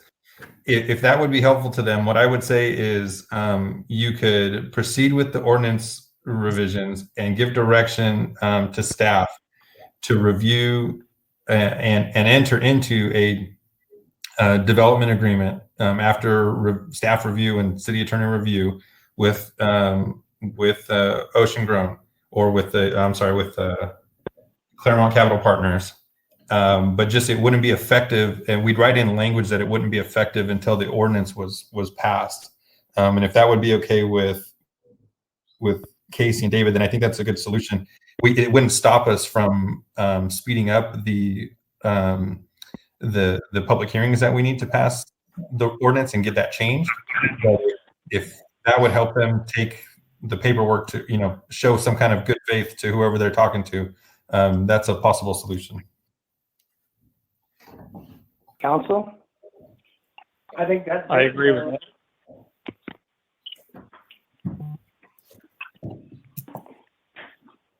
Yeah, I agree with that. I think we should move forward with that.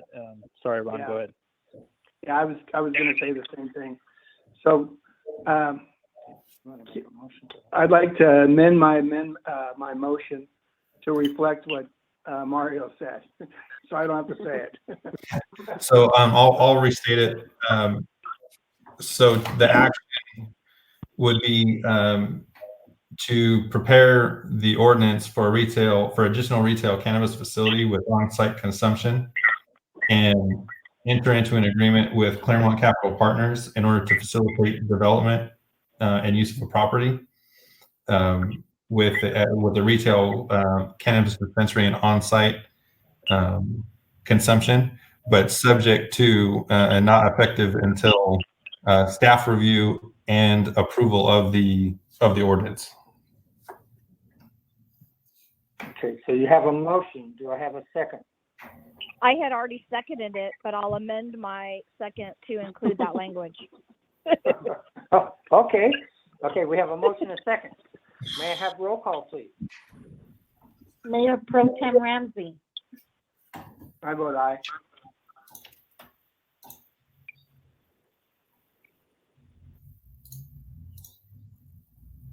Aye.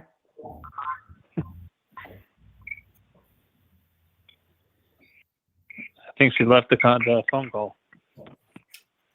Mercedes, are you there? Yes.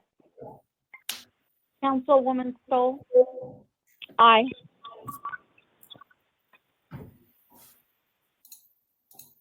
Councilman Singleton, Nay.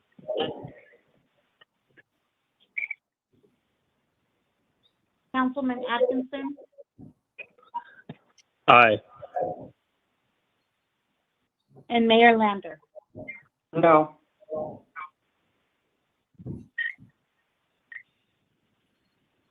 Okay, motion has passed.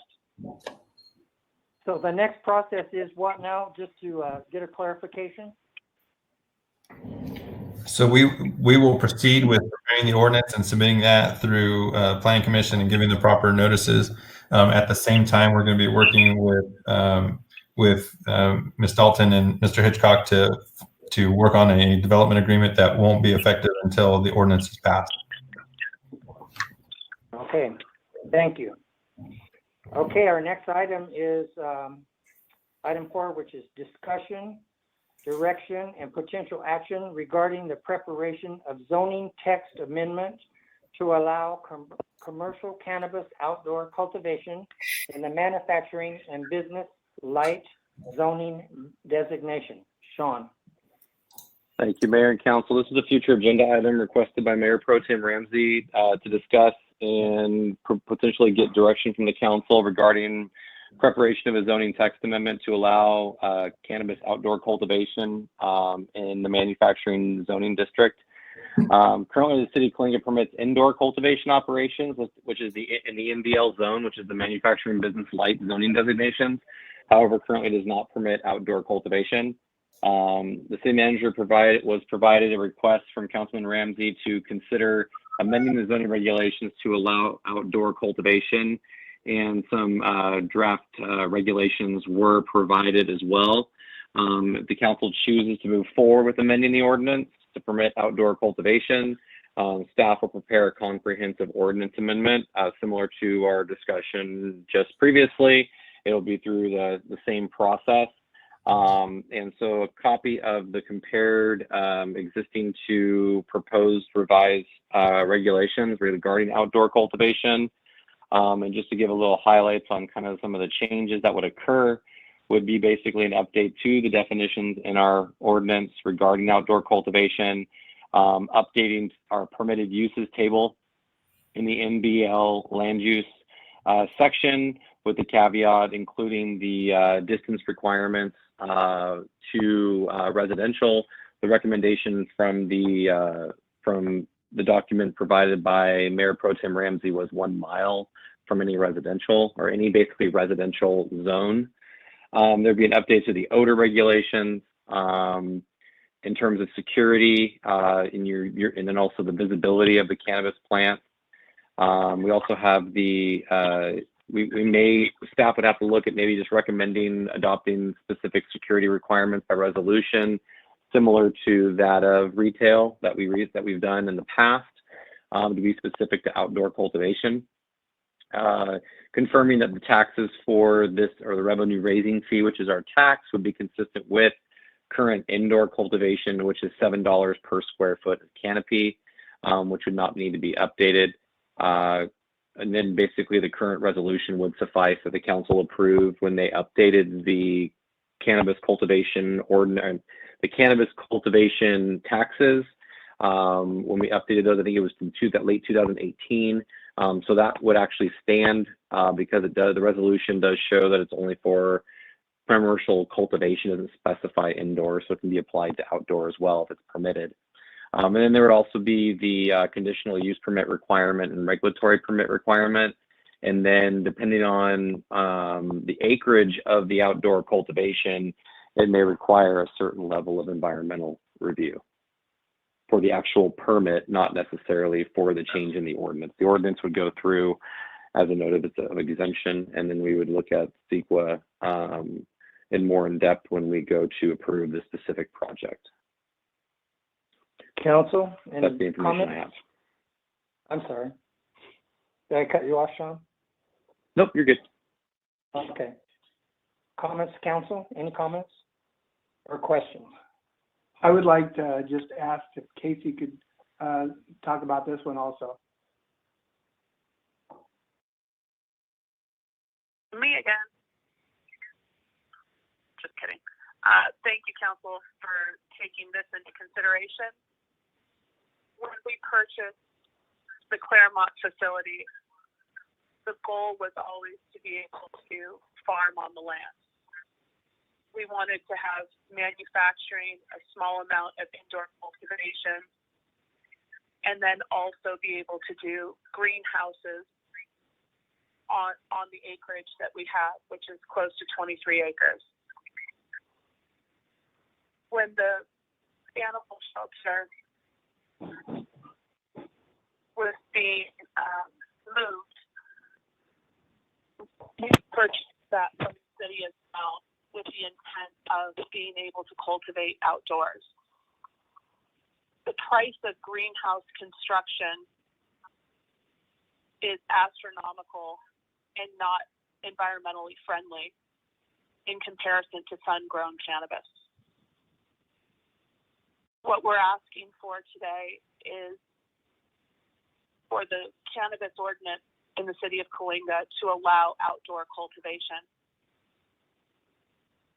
We have spoken with the police chief regarding security measures and have taken into consideration everything that the city has asked for as far as not being able to view the plant from a distance.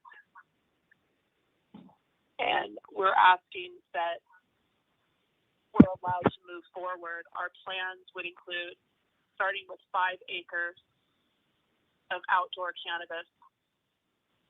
With the current tax rate, the first 5 acres would generate more than $1.4 million annually to the city in tax revenue. But the truth is our goal would be to scale to 15 acres within that first year. So we're looking at being able to bring in over $4.5 million in tax revenue, not to mention the additional jobs that this will create within the community. I'm open for any questions. Council, any questions? Thank you, Mayor, Casey. you also have Mr. William Bordeaux on Yeah. the webinar. He would like to speak. Okay. Well, William, can you hear me?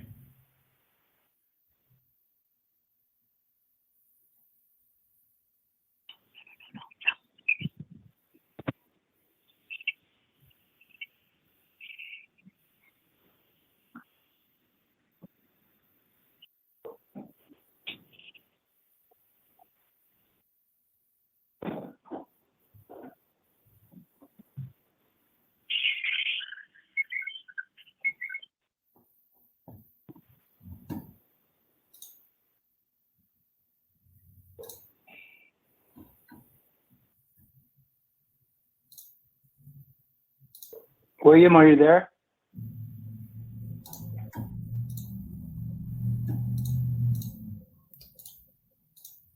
While we're waiting for William, can I bring up something in the ordinance? Yes. Okay. I'd like to see if we can change the 1 mile radius for residential homes that is in the ordinance, to change it to 1 mile radius within the city of Coalinga, instead of just 1 mile radius within any home. We're talking about the city of Coalinga. I just want to make sure we're clear on that. We would only have regulation over the city of Coalinga under the ordinance. So it would apply to anywhere in the zoning within the city. Very good.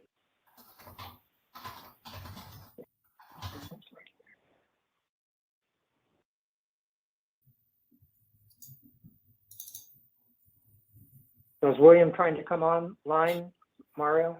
He's trying to. I can talk to him on the chat, but he's not able to speak his comment. Okay. Just could you relay what he is saying to us?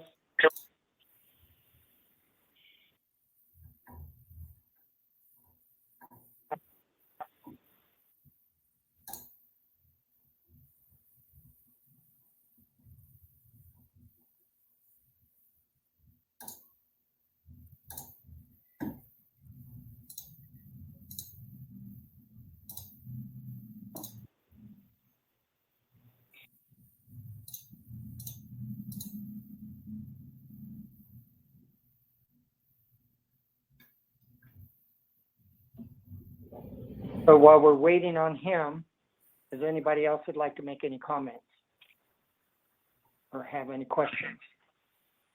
Sure. What are the permit fees, Sean, for something like this? That's something we would have to look, at least the licensing fee we would have to look at, unless we just identify it as just under the cultivation fee that we currently have. I can give you an idea of what those fees are. Hold on a second.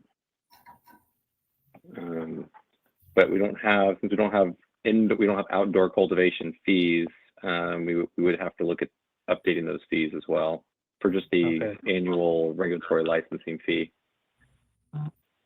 So do we come up with that on, it'd be council's decision what the fee? Yeah, what we do is we'll take our normal base rate, I think it's like the 25 or so, and then we work with our consultants to find out what is kind of the differentiating time that it takes to do inspections for outdoor cultivation as it is for indoor cultivation, and then they would give us a fee breakdown like they've done in the past, like they did recently for micro businesses. We would do the same thing, do the same exercise for the cultivation, and unless it becomes the same, and if we work with our consultants, they say, well, it's going to be the same as any cultivation operation, and then it's just scalable based on how big it is because of how much they have to actually cover. Which, we just determine a fee and we bring a recommendation to the council for a fee, and we can begin working on that concurrently while we're working on the ordinance. And the ordinance won't take too long. They made some recommendations in the document that's attached to you guys, but there are some other just technical changes that have to be done to the ordinance to basically enact what the council would be recommending. But we would be able to get that moving pretty quick too. It's a lot, just some verbiage changes.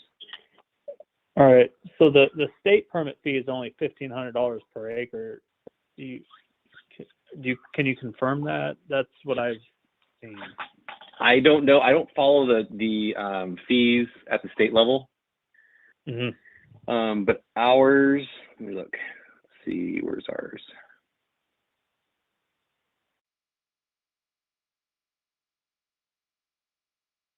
So for our fee, so say for like no, I had it broken up in monthly. I'm sorry. Hold on a second. Got so many different worksheets here.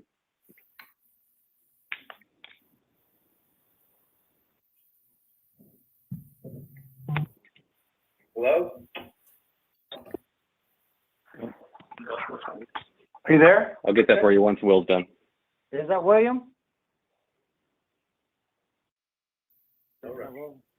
Okay, Mary. Yeah, he's on the line. William, go ahead.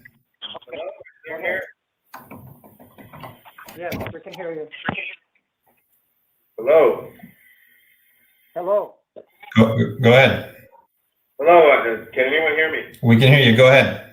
Okay, well, I just wanted to speak on behalf of this agenda item that, a longtime, community member and, former council member, and was actually involved when we had to close Claremont Custody Center, and, Ocean Grown came in and bailed us out. And so I think that we should all be trying to help her succeed.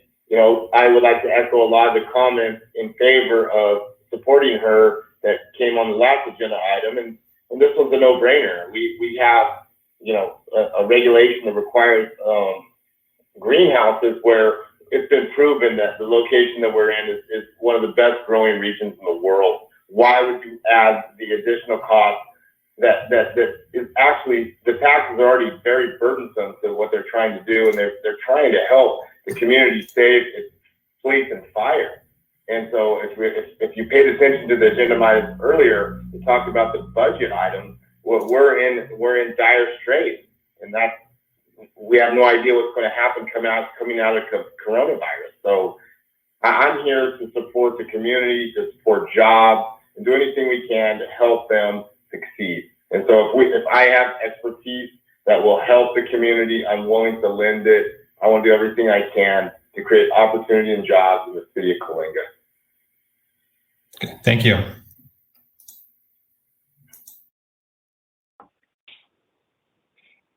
Casey, would you like to say anything else? Sure, thank you. Again, I ask if we can take action tonight. The ordinance changes that we submitted were submitted by the deadline of last Wednesday in order to be on the agenda. And I'm asking if we can move forward with them. The reason why David Hitchcock, our attorney, is on the phone is that if there's any changes to the ordinance, both Mario, Sean, David can discuss what that is and make the changes to the council in hopes that the council would be able to approve this cultivation.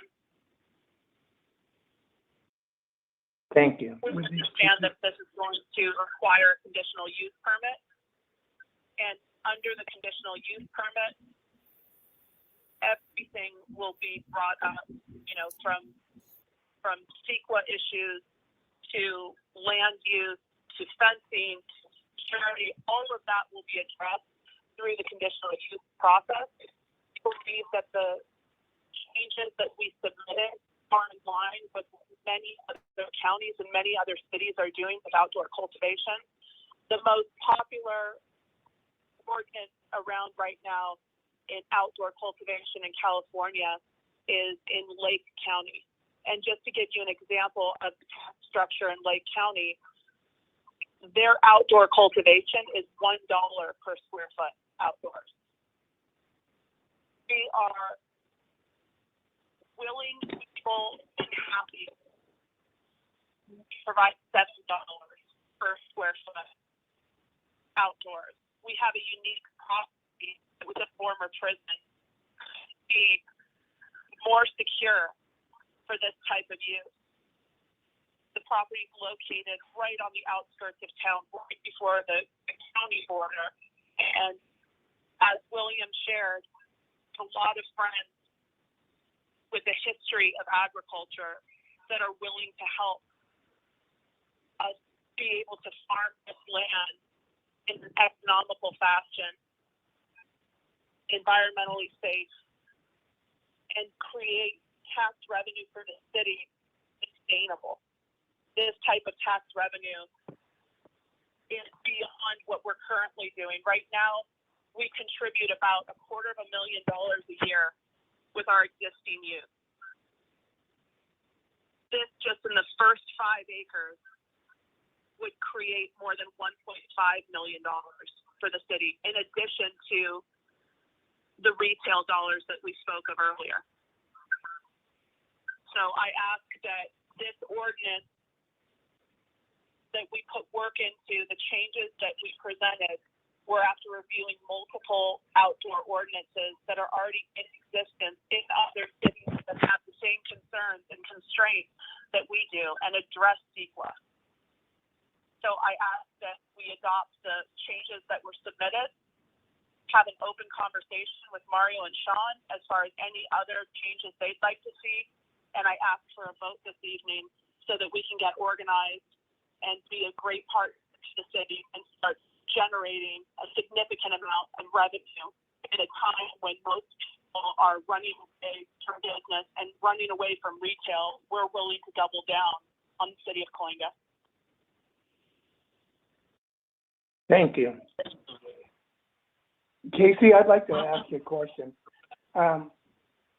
If I know you said you're going to start out at like 5 acres or something like that, how much would 5 acres bring in just right away to us, do you think? Sure. So at $7 per square foot, 5 acres would generate $1,524,000 to the city. However, our anticipation would be that we would scale up to 15 acres, considering we're on over 22 acres. So in the first year, we could guarantee that we would be able to farm on 5 acres. But I can reassure you that 10 acres is right around the corner. I would believe that would happen within the first year as well, considering the type of cannabis flower and seeds that we're planning on farming is called autoflower. And those seeds are able to be harvested multiple times a year. You can replant them multiple times a year. So from the time they go in the ground, we're looking at 75 days until the first harvest. So we'll be able to figure out and work through a lot of the kinks, whether that's water lines or the way the sun is hitting them, whatever that is unique to this plant, we'll be able to work through and then scale up to multiple acres.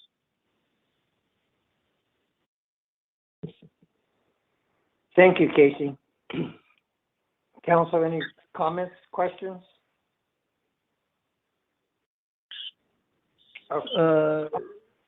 Are we setting permit fees now, or? That's what I was going to ask her. If the way she wants it, I think, is all the blue sections of the, that's what they've added. And so I think that they want Mario and you guys to look at that and to see if that would be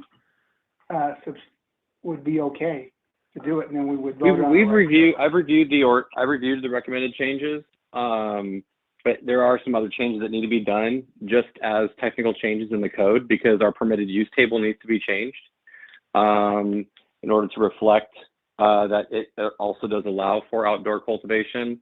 But even if the changes are being brought and put on the agenda, it still has to go through the legal ordinance revisions. So it does have to go through the same process that we explained earlier when it comes to a land use change or anything regarding the planning and zoning code. So it would have to go through those changes. We reviewed them. I don't see anything that sticks out that we wouldn't make changes on if the council said we need to approve outdoor cultivation. We just need to make those changes in a formal ordinance and then bring that before the commission and back to the council for approval. So in other words, you could bring that one back probably the same same time you bring the other one back? Yeah, I think I could probably get to that. There's not a significant amount of changes. It's just adding some of the stuff. Like they did a pretty good job of putting together a lot of the changes, but there are some stuff in our land use table that need to change as well, that are not necessarily just in that one section of the ordinance regarding commercial cannabis. Mario, your input, please. We can't change it now. Mario, your input, please. Yeah, so the technical changes that Sean wants to make, I mean, I don't think we could, Sean, can we make those? I mean, we could make those piecemeal, but I don't know if it makes a lot of sense to do it that way. What do you mean piecemeal? I mean, we'd have to revise the ordinance. I mean, we'd basically be revising it twice. With their changes. In terms of, well, it still needs to be put into an ordinance. We don't technically have an ordinance.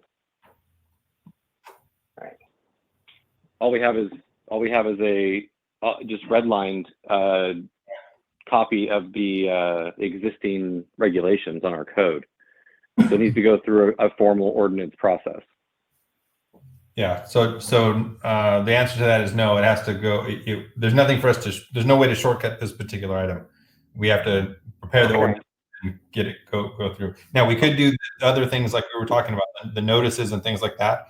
We can do those as fast as we can, not wait for regular meetings and things like that. If that's what Councilman you were asking about. Well, and depending on how the council feels, because there may be difference in opinion on certain the last item and this item, it could be brought as one ordinance, or it could be brought as two separate ordinances. That's what we have. That's some, but it can all be done at the same time. Just be two separate items. Okay. Then I would advise that with the council's permission, I would advise that we follow through with that the proper way. Is that agreeable with everyone? Yes, it should always be done the proper way. What is the proper way? And if the applicant's looking to that's state law in processing ordinances. So if you have to go through, you have to. What? I'm just asking, what is the proper way? Where do we go from here if we wanted to pass this? So proper state law, planning and zoning law, is that the council is going to give us direction. Do we want to allow for outdoor cultivation? Yes. I will go forward, put together a formal ordinance, do a 10-day public hearing notice, take it to Planning Commission for recommendation. Then it would be another 10-day public hearing notice for council. It would go to council for an introduction and waiving of first reading, and then it would go. And then if it's approved, then at the next council meeting, it has to go through a second reading, which is basically just usually on consent calendar, and then it's formally adopted. Although that takes a little bit of time, it doesn't preclude the applicant from submitting an application, and we can start reviewing. We can start going through the process if they're ready to submit an application. But for a conditional use permit and regulatory permit, but it does require a full package to submit, just like every other cannabis company has in the past. So security plans and making sure they have their site plans and all the required documents as part of a cannabis application. They can start preparing those documents now, and then we can go concurrently getting the ordinance approved. So by the time we accept the application and start processing the CUP, the ordinance should be close to being in effect. Yeah, we got such a huge budget shortfall. I just want to make sure this happens as soon as possible. Marissa, do you have anything to add? No, I would say that we need council direction if you want to move forward with outdoor cultivation. We just need that direction so that we can start the process. And like Sean mentioned, if Casey's ready to submit her application, we can run that process concurrent, and I think that would be the quickest process. But we need council direction. This item's really here for you to tell us that yes, you want to allow outdoor cultivation, and maybe that yes, you're okay with the language that's in there, and then that way that will be the language that's used for the ordinance going forward. So do we have direction, council? What is your choice? Ron? I like to make a motion that we make this concurrent, basically just what Marissa said. And basically that's it. So Ron made a motion. Do we have a second? I'll second. We have a motion and a second. Can I have a roll call on this, please? And Marissa, you'll write that out for everybody, won't you? Exactly? Yes. Yeah. Could I have roll call on this, please? Mayor Pro Tem Ramsey, Aye. Councilmember Atkinson, Aye. Councilmember Singleton, Aye. Councilwoman Stoll, Aye. Mayor Lander. Aye. Okay, I thank you. Our next, it's not on here. We don't have any future agenda items on this one. Do we have any future agenda items or announcements? We're going to do announcements first. I'm got this thing all messed up. Okay, any announcements? City manager? I do have a few. So I'm sure that everyone saw that Fresno County's attestation was approved today to move to, I guess we would call it phase 2.5, but like later on in stage 2. So they have some guidelines for restaurants to allow for dine-in service. I have posted information on the City of Coalinga Facebook page. They're stating, the county is stating that in order for restaurants to start allowing dine-in service, there's a form that they have to complete and submit to the county. So I've also posted the link for that form on the city's website. And then one of the other major changes with that second part of stage 2 is allowing retail stores to open. So they don't just have to do curbside anymore. They are allowed to have people inside shopping, but there are some guidelines they have to follow, and that's available on the county website. I also wanted to let the community know that Public Works began today. The school district had purchased some banners to recognize the seniors that are the graduating class of 2020.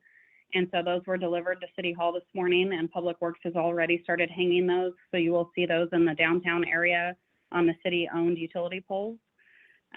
We don't have enough poles to recognize all of the seniors at once, so they're going to be rotating them through so that every senior has their banner displayed. And then next week, starting on Tuesday, Monday is a holiday for Memorial Day. So starting on Tuesday, we're going to do a soft reopening of City Hall. So City Hall will be open by appointment only. We're still going to continue to offer all of the services that we offer the way that we have been, where people don't need to come into City Hall. But if somebody would like to meet face-to-face because that's their preferred method, they can call and schedule an appointment, and we will schedule that for them. And also starting next week, our building official will begin doing pool permits and solar permits again. And then the last thing I wanted to say, I know we're going to talk about scheduling a special city council meeting regarding the budget, and I was going to already ask for a special city council meeting because there's one item that I need the council to consider prior to the next regularly scheduled meeting, so that will work out. But the next regularly scheduled council meeting is not on Thursday, June 4th, which would be the first Thursday of the month, because that is the day that graduation was scheduled. So the council meeting will be on Thursday, June 11th. So I just wanted to make sure that the public was aware of that. Thank you. Council members, any announcements? I don't have an announcement. I'd like just a clarification that for people that have put in their memorial flags for Memorial Day, those are going to be put up right after the seniors, aren't they, Marissa? That is correct. Yeah. So Banners. as soon as those senior banners come down, then the veteran banners will go up. And they'll stay up there until Labor Day. They normally stay up there So that's through Veterans Day, but we are going to, however long they're delayed from being put up. So normally they would be put up right before Memorial Day. So if it's a delay of 2 weeks or 3 weeks or 4 weeks, then we'll allow them to stay up that many weeks after Veterans Day. Okay, thank you. Any other council members' announcements? Hey, I just want to say they are having memorial service at Veterans. I mean, not at Veterans, but at the cemetery, I think. And I don't know about the cemetery for sure, but I know they are at the flagpole, and then that'll be at 8 o'clock in the morning and at 5 o'clock at night on Memorial Day. Under Mayor's announcements, I just want to thank everybody, first of all, for following the social distancing as much as they can. It's very much appreciated. That's why our virus statistics are lower than most places. Yesterday, I and the city manager and Councilwoman Stoltz had a teleconference with, a phone conference with TJ Cox in regard to the hospital. And we also had on there 2 board members from the hospital, Bill Lewis and Linda Balling, and the CEO that is representing the hospital. The concerns were to see how we could all work together to speed up the opening of the hospital. Contrary to what some people think, the hospital is still on the green light. It's on a go. They also are working with State Assembly Member Joaquin Arambula.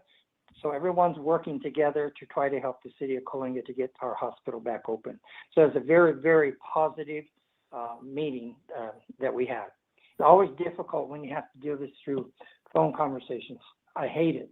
I really do. I don't like it at all. But anyway, it was positive. Okay. Any future agenda items? Adam does. Oh, Adam does? Okay, go ahead. Sorry. As we've seen today, that this platform just isn't working for us. I've had so many complaints. We've had so many people who have a hard time getting through. So I'd like to see us come up with a different way to have these council meetings, whether it be Zoom or something else. But this platform doesn't work. Well, see, a lot of people have to, don't you have to have a special device on your computer to have a Zoom thing? Yeah, I did a meeting with Fresno County the other day, and I didn't have that capability. I know that the city of Clovis was having a meeting, and they were doing social distancing. I don't know how that turned out. I haven't spoken to the mayor since they did that. I don't know if it worked or not. We could do something. I don't mind meeting in person if that's what anybody wants to do. Yeah. Anyway, let's look at some ideas and get back with Marissa on it and see what we can do. And I did receive your email for that item as well, so I do have it scheduled for the next council meeting. Perfect. Okay, thank you. Okay. Any other? So we have one closed session item. That's conference with labor negotiators, Government Code 54957.6, city negotiators, city. The city is Marissa Trejo, city attorney, Mario Zamora, employee organization, non-represented employees. Thank you all for your participation and have a pleasant evening and a great weekend.